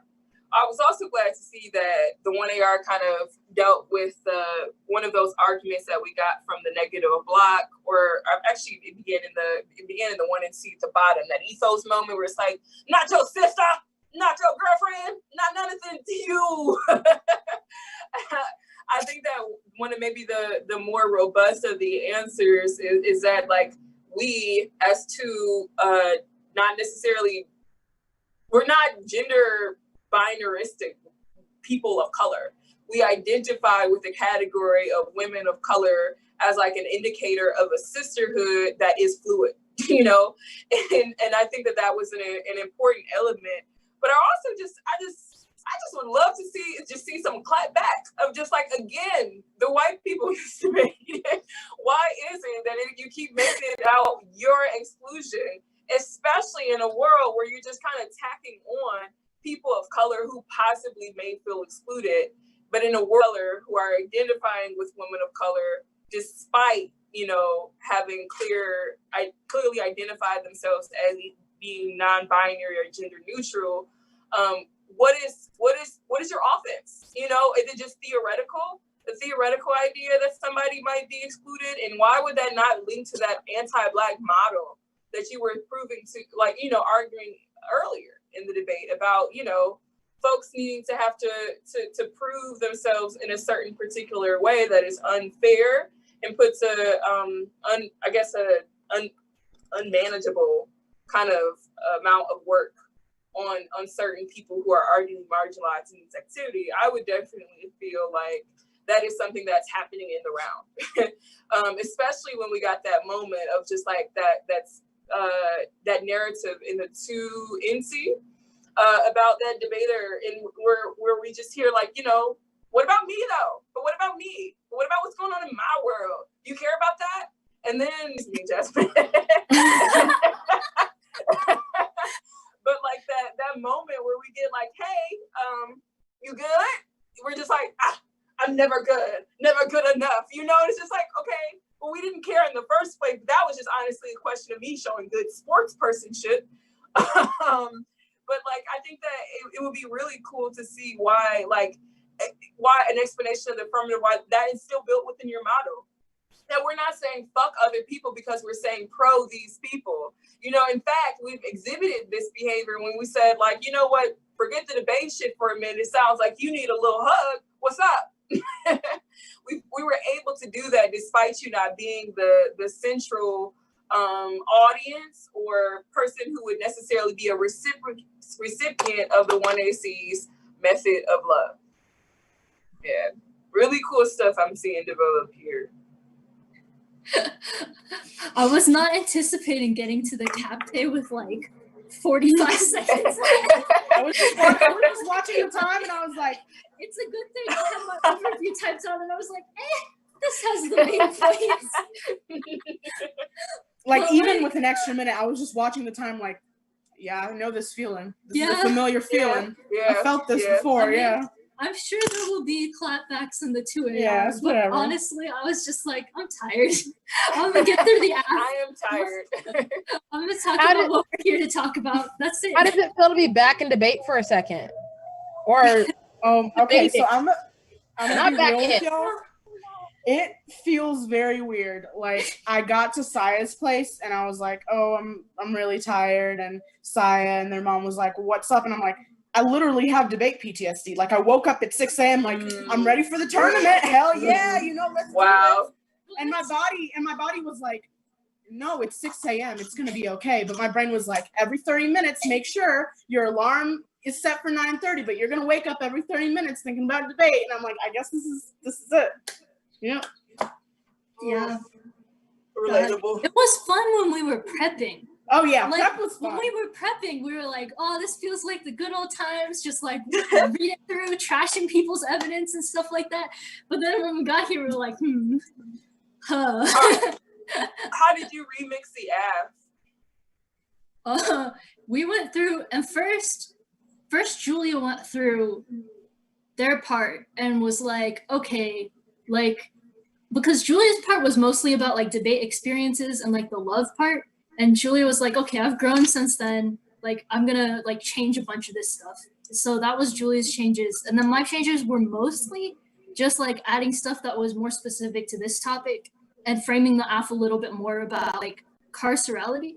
But it was already pretty close to that because like our whole big metaphor senior year was like schools are prisons. Mm-hmm. So we just had to take out a little bit of the more like material school stuff. And just change it up that way. Because we were under the assumption that it was going to be framework and cap, and we were like, well, the strategy of love will never change, but we can make it more applicable to the topic, and we applied it with the ideas of carcerality and abolition, which we both very much believe in and thought this was a perfect opportunity to put in. And then they sent us the 1NC, and we were like, oh, it's just cap in case. We're like, okay, this is like, the app is still beautiful, but you know, we'll still continue with this. Yeah. So it was fun to do. It was fun to revisit it and be like, wow, we would have changed a lot of stuff if we were writing this now. But yeah. What do you think is your favorite argument in the debate so far? Or what do you think the argument is that you think that you got them on? Well, I didn't make a lot of arguments on my flow. But I think probably just it's like you need to be able to like do some sort of material change, and it's like, no, the whole shouldn't be saddled with having to make the material change. And we should just have to like love each other and help like survive this space. But yeah, I think that that's like the central like question of the AF that hasn't been like dealt with in the most strategic. What do you think is the argument that you wish it would be more developed on your side? The performative one. Yeah, the Yeah. answers to the clapbacks. Yeah, so this is what always happens, and I've just gotten used to it, and I'm like, I just like brush it off. Like I always during 1AR prep, I'm like performative stuff, and Saya's like, okay, I'm gonna do the line by line, then I'm gonna get to the performative stuff, and then they never get to the performative stuff, and I'm just like, you know what, that's okay, it's whatever. Like we wished. Ideally, what I wanted to do was combine what Saya said, which was our offense, about how we think the meta level framing of the AF hasn't really been addressed, and combine that with performative issues that say that like you have chosen to engage in this debate in a way that is counterproductive to what we say is necessary for girls of color to just inhabit this space in a way that they feel like they can get a good education. So stuff about like, when I took that moment to be like, are you okay? And Kiara was like, I don't think that's applicable to this debate. It's like, but you said it should be. And also when Matt was just like, black women, I'm like, yes, black women, but Indigenous people too. Like, why are you obfuscating women and girls of color with only black women? Like, we think that's extremely problematic. And I see your face, Brooke, you're just like, yeah, I mean, these are great arguments. I wish they were in the 1AR, but it's like 1AR's over. We just got to deal. And like, it's okay. It happens. It's okay. It's the 1AR failure. It's but okay. It's okay. You know, I'm not angry. It's like, I'm not angry. I mean, not angry. Well, honestly, I'm not angry because like the one argument that like will stay true is like the ballot. No one gives a shit about the ballot. The ballot is not a thing. That's true. So like, oh no, we dropped arguments on the flow. Doesn't matter. We still said our message of love. That's what makes us happy at the end of the day. Yeah. Looks like we got the neg back in the game, ready to get that 2 in our SmackDown. All right, Kiki, you got this. Okay. Kiki said y'all got them fucked up, so they're ready. All right. You can. It'll be mostly just case. Cool. I'll try to be. Yeah. Hey, I have a question for the people participating in this round. How did y'all did y'all create separate flows? Because I know that like everybody, like when it became time for a roadmap, everybody was like, you know, kind of just like, yeah, how am I explain this right now? Did you flow these arguments like on different flows? Yeah. I have a cap flow and a case flow. You can't see it because of this weird background shit, but yes, I have a 1AC flow and a cap flow. Yeah. Same here. I have a flow, a case flow, and a cross-ex flow. So I have a cap flow, and then I have 3 case flows. One is all accessibility arguments, one is burden arguments, and one is all other miscellaneous arguments. I dedicated separate flows to them because I was like, oh, hold on now. That makes sense. All right, thanks. I was just curious. Kiara, make sure when you do start that you're slow, that you don't just like start fast and then get slow, please. For sure. Thanks. Yeah. Okay, is everybody ready? Yes. Cool. You should frame this debate through the question of what does it mean to be loved, who can access it, and if it's an effective mode of solidarity and community building. They have not been able to explain what love means in the first place, how we are able to access this, and how it leads to further claims of community. Love is not defined, and it's a bad model. We don't know what this love looks like. This has not been defined in the round. This goes back to the individualism claims of the negative. Individualism as a model is inaccessible to others because not everyone has the same experiences. This goes back to the Tarot evidence and the Slavi evidence talking about how the ways in which they have presented the 1AC and how they have like been how they have like presented of like their persuasive modes of the affirmative has been inaccessible to other people. We have like explained this through the fact that like not everyone can relate to these experiences. Not everyone has the same experiences. The affirmative is up to your interpretation, which produces unstable negative ground. Their particular introduction of affect can never allow for collective action. They have not performed their love. The aff has no grounds of actually doing anything when, one, there is no spillover claim. We're just supposed to accept that we're loved. And two, they haven't even performed the aff in this round. They may try to claim that, like in 2NC Cross-Ex, when they asked about my mental health was a form of care, but in reality, it was a form of outing. This is like this is not a form of love. In order to talk about love and like the ways in which like the way we view and express love, they have not been able to explain as to what that looks like or how we're like been able to do any of that. This week, you can also look back to, you can also look back to like how like their particular introduction of the affirmative cannot allow for collective action, because in order to have community building and community solidarity, there has to be a spillover claim and to understand and to have a mutual understanding of what like the affirmative looks like, but they have not been able to do that. You can also vote, you can still vote negative on presumption if there's a chance of the affirmative that it's still inaccessible or it creates worse conditions, then you should be voting negative. First, like it goes back to creating a commodity of exchange, and like this means that there has to be an exchange of what love looks like and like a community of care. They have not been able to show that.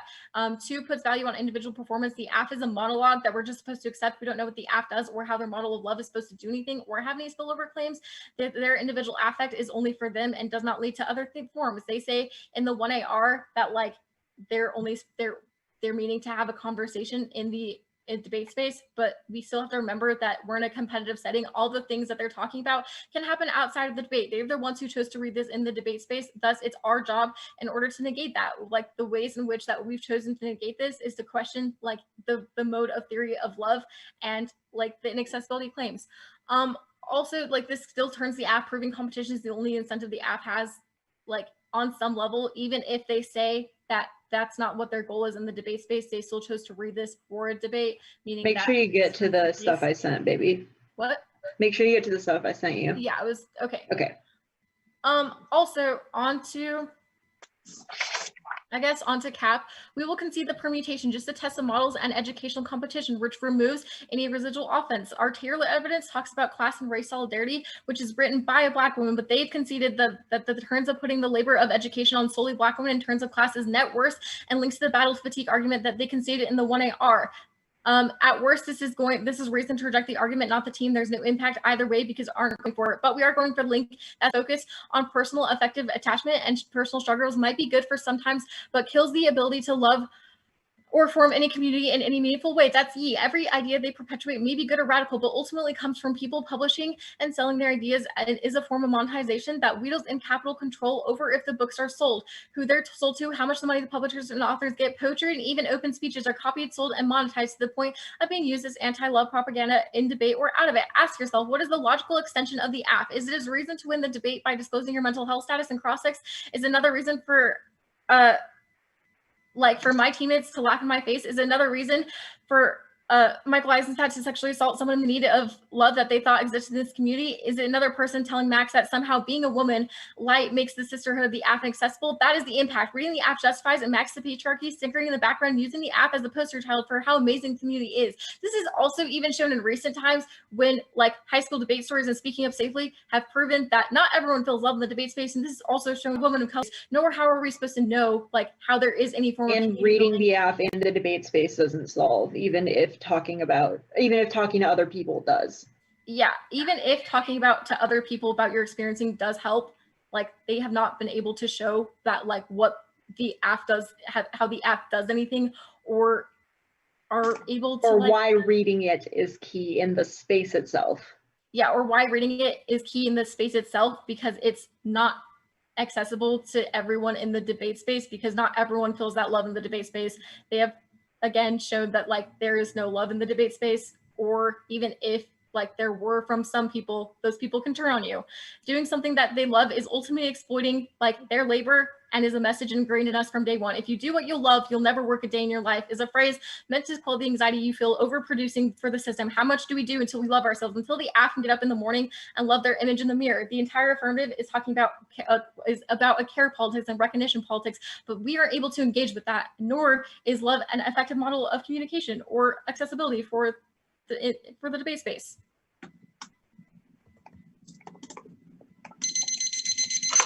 Cool. All right. So, Yeah, good work. how long do y'all have? How much time do you have? 2:26. Okay. We need to go to our little room. Yo. Room time.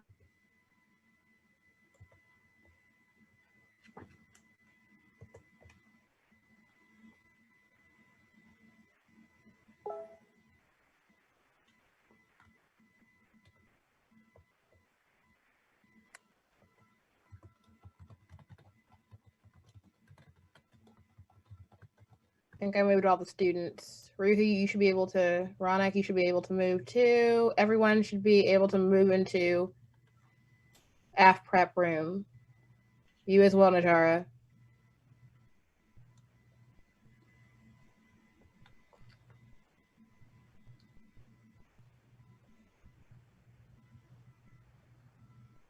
All right. Squid, I think because it's like short, we can take the mic off for a sec, like for now. Because like there's not another neg speech. So for the next few seconds. Are you there, Squid? No. Welcome to debate fatigue. Okay. Start sing. Okay, no. Oh no, no. Light. Wait, no, is this a game? No light. No light. Light? No light.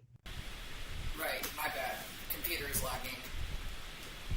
Heard you. Okay. Shut it off once my XSplit decides to be.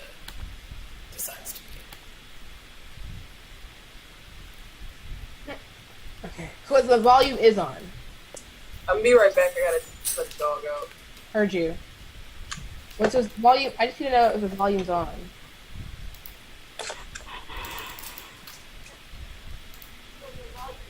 Yes, it is. I can hear myself. Okay, well. Heard you. Okay. Cool. So the app's gonna be back soon anyway. It's fine. Going to just say that this has been a. Uh-oh.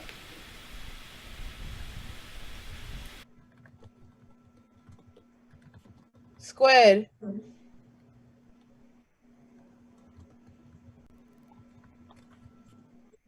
It says device not available. Now it came back.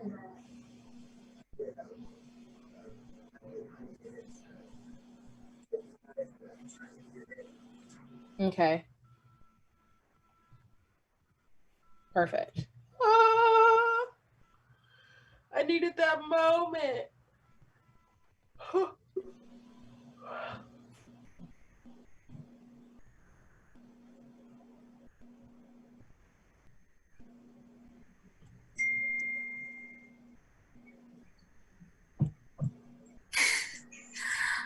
I will say free advice to anybody who's like a student who is considering doing K-Debate.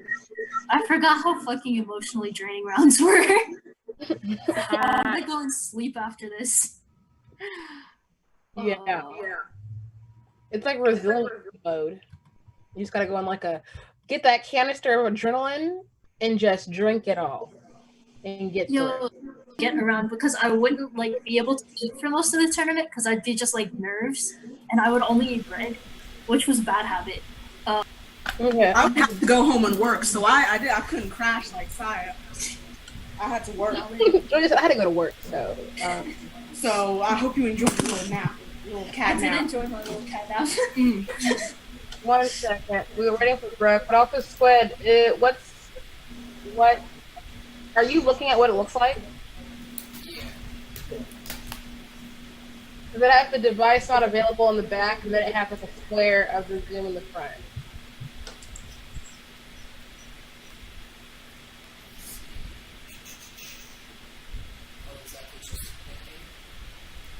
It wasn't really in the 20 hours.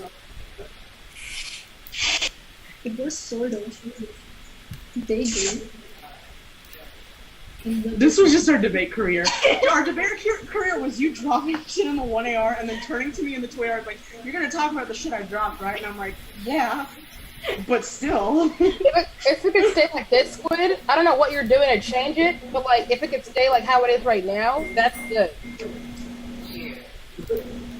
It's my computer doing more like Oh, heard you. Also, I think for your room, like, in terms of the stream,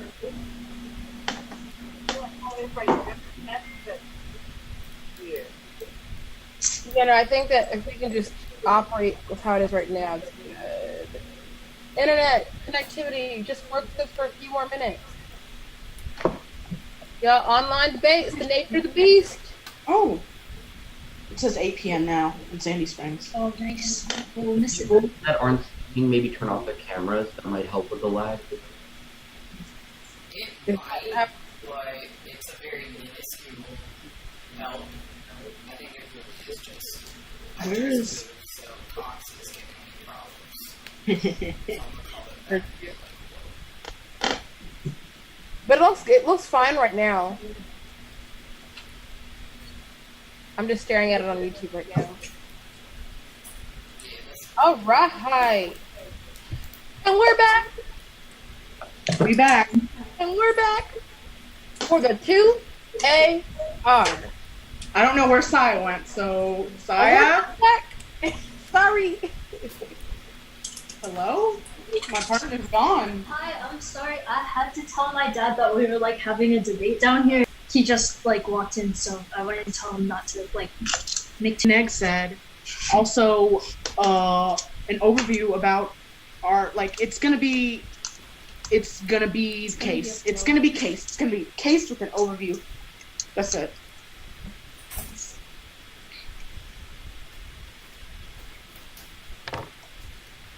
Anyone not ready? We think an ethic of love is necessary to be able to navigate the debate space writ large and the world. The essence of their main claims about the app boil down to 2 points. One, we haven't defined love and we can't access whether or not it was the app was performed in a way that is beneficial to debate. And two, the app doesn't fix things in the debate community because debate is still bad and exploitative. The answers to both of them is that the app is good. The love we're offering is not something that can be defined. It's affective. It's something other people feel, and we're offering it to other girls and women of color in debate.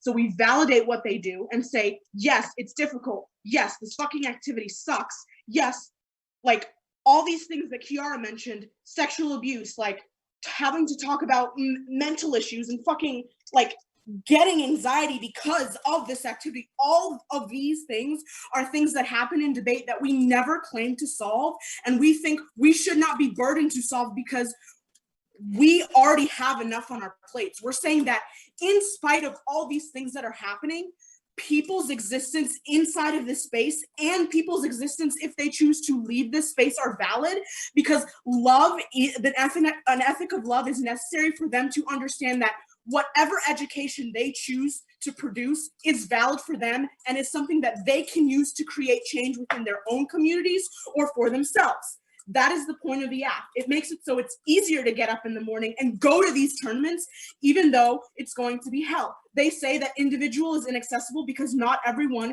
has the same starting point. The whole purpose of the app is saying is that there is a multiplicity. When we say whichever starting point you choose to engage in, we will love you and recognize that may be a strategy you need to get through the day. They say that the app is just interpretation and it's bad for NetGround. They don't really have an impact to why NetGround is bad besides like it's bad for education. And we say that like we think the education we have fostered in this debate about love being good in order to create strategies to cope with pain is a good thing. We also think that all of their ballot arguments ultimately don't matter because we don't care about the ballot.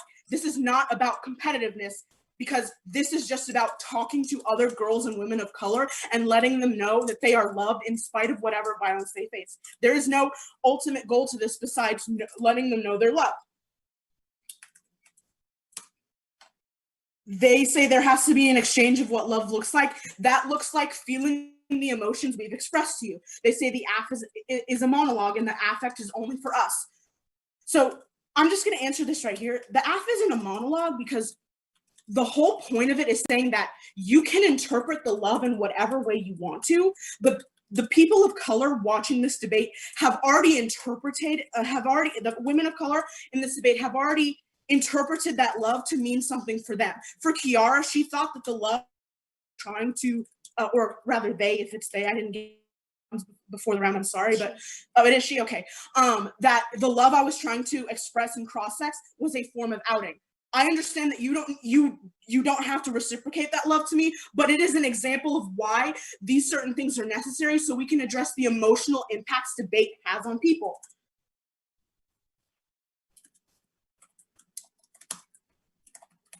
Cap? Yeah. On Cap, conceded permutation means that they concede that the act doesn't preclude collective action, which takes out the impact to all of their individualism arguments. The fact that they didn't read scholarship from a woman of color as part of this argument until the 1NR is still offense for why the act is necessary.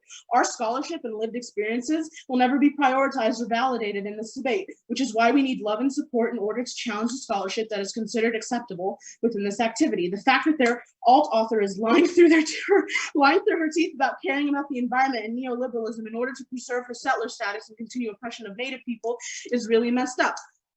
And a reason why, like, Cap in isolation, all of these arguments without taking into consideration the lived experiences of women and girls of color will inevitably reproduce those violent and genocidal structures. Yeah, so just like another like meta level claim, like stepping back for a second, like this is why we think the education that the AF fosters as one that is focused on an ethic of love, even though it may not be reciprocated, is important because it puts emotions first and says that regardless of what you produce in this debate, we do not force you to produce anything. We don't think you should have to produce anything, regardless of anything debate tells you to do, regardless of anything that debate does to you.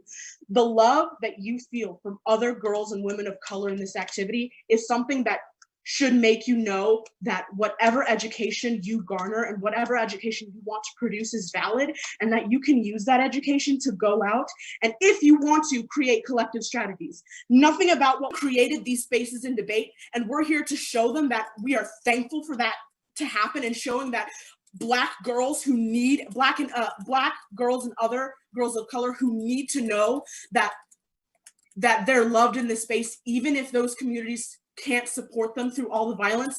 The AF is the education that lets them know that whatever they choose to do is valid and that they deserve to be here. Also, we aren't saying that Max has to feel a certain way. Like, this is some white shit. It's not just about your problems. It's about girls and women of color.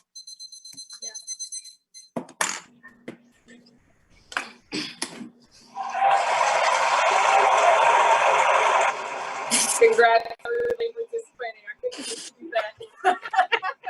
Not the applause.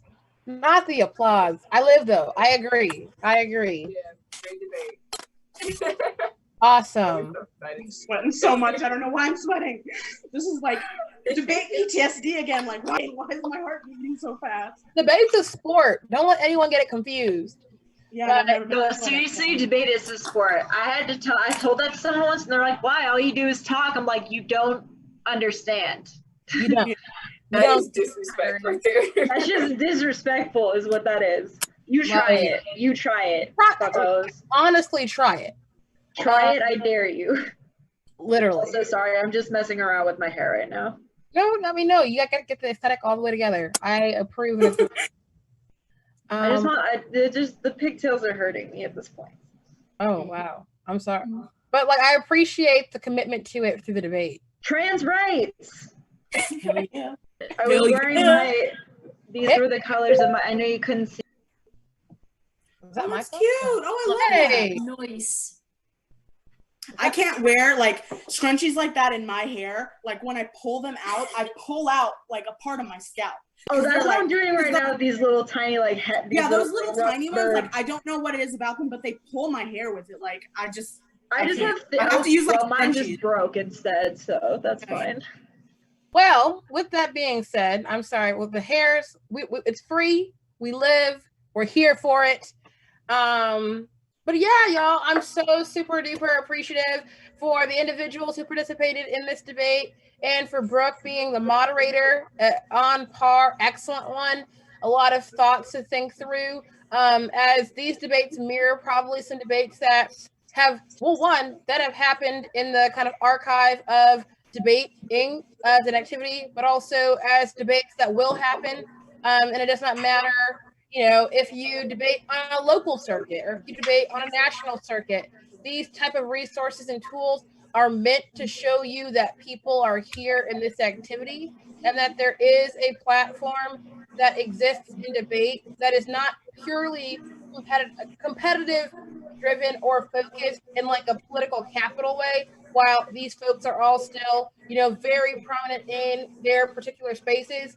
What I'm saying about Debate Boutique largely is I'm very interested in the communal aspect of just debate. It does not matter who you are, if you left debate, if you stay in debate, if you love debate, you got a love-hate relationship with debate, you are still here. And when you come onto the platform, you are here. And so I just hope that these resources and tools that are provided are helpful to students who do not have the, resources to come to camps, to come to programs. But also, I hope that they're helpful just on a representational level to see debates happening, to hear the debates that are going on. And I was real serious when I said that Debate Boutique is here for the fall, the winter, the spring, and the summer, over and over and over again. And so I'm super excited for what that's going to look like, what that's going to mean, who's going to be part of this platform, and that it provides this kind of sense of feel-good politics of let's just debate. Like, quite simply, let's just debate and have that kind of argumentative diversity. What was that move there, Max? What was that little? A very tired whip. Whoa, I'm sorry. Well, I was like, very tired. Whoa. But Max, did you put a hand up? To say I raised my hand because I wanted to ask if I could put my email in the chat if students have questions or anything like that, if that's acceptable with our moderators and Squid. Okay. For us. It's just if you want, You can look up our emails on Tab Room and then they won't vanish. Oh, my email's on Tab. Just kidding. I'm not putting it in the chat. Yeah.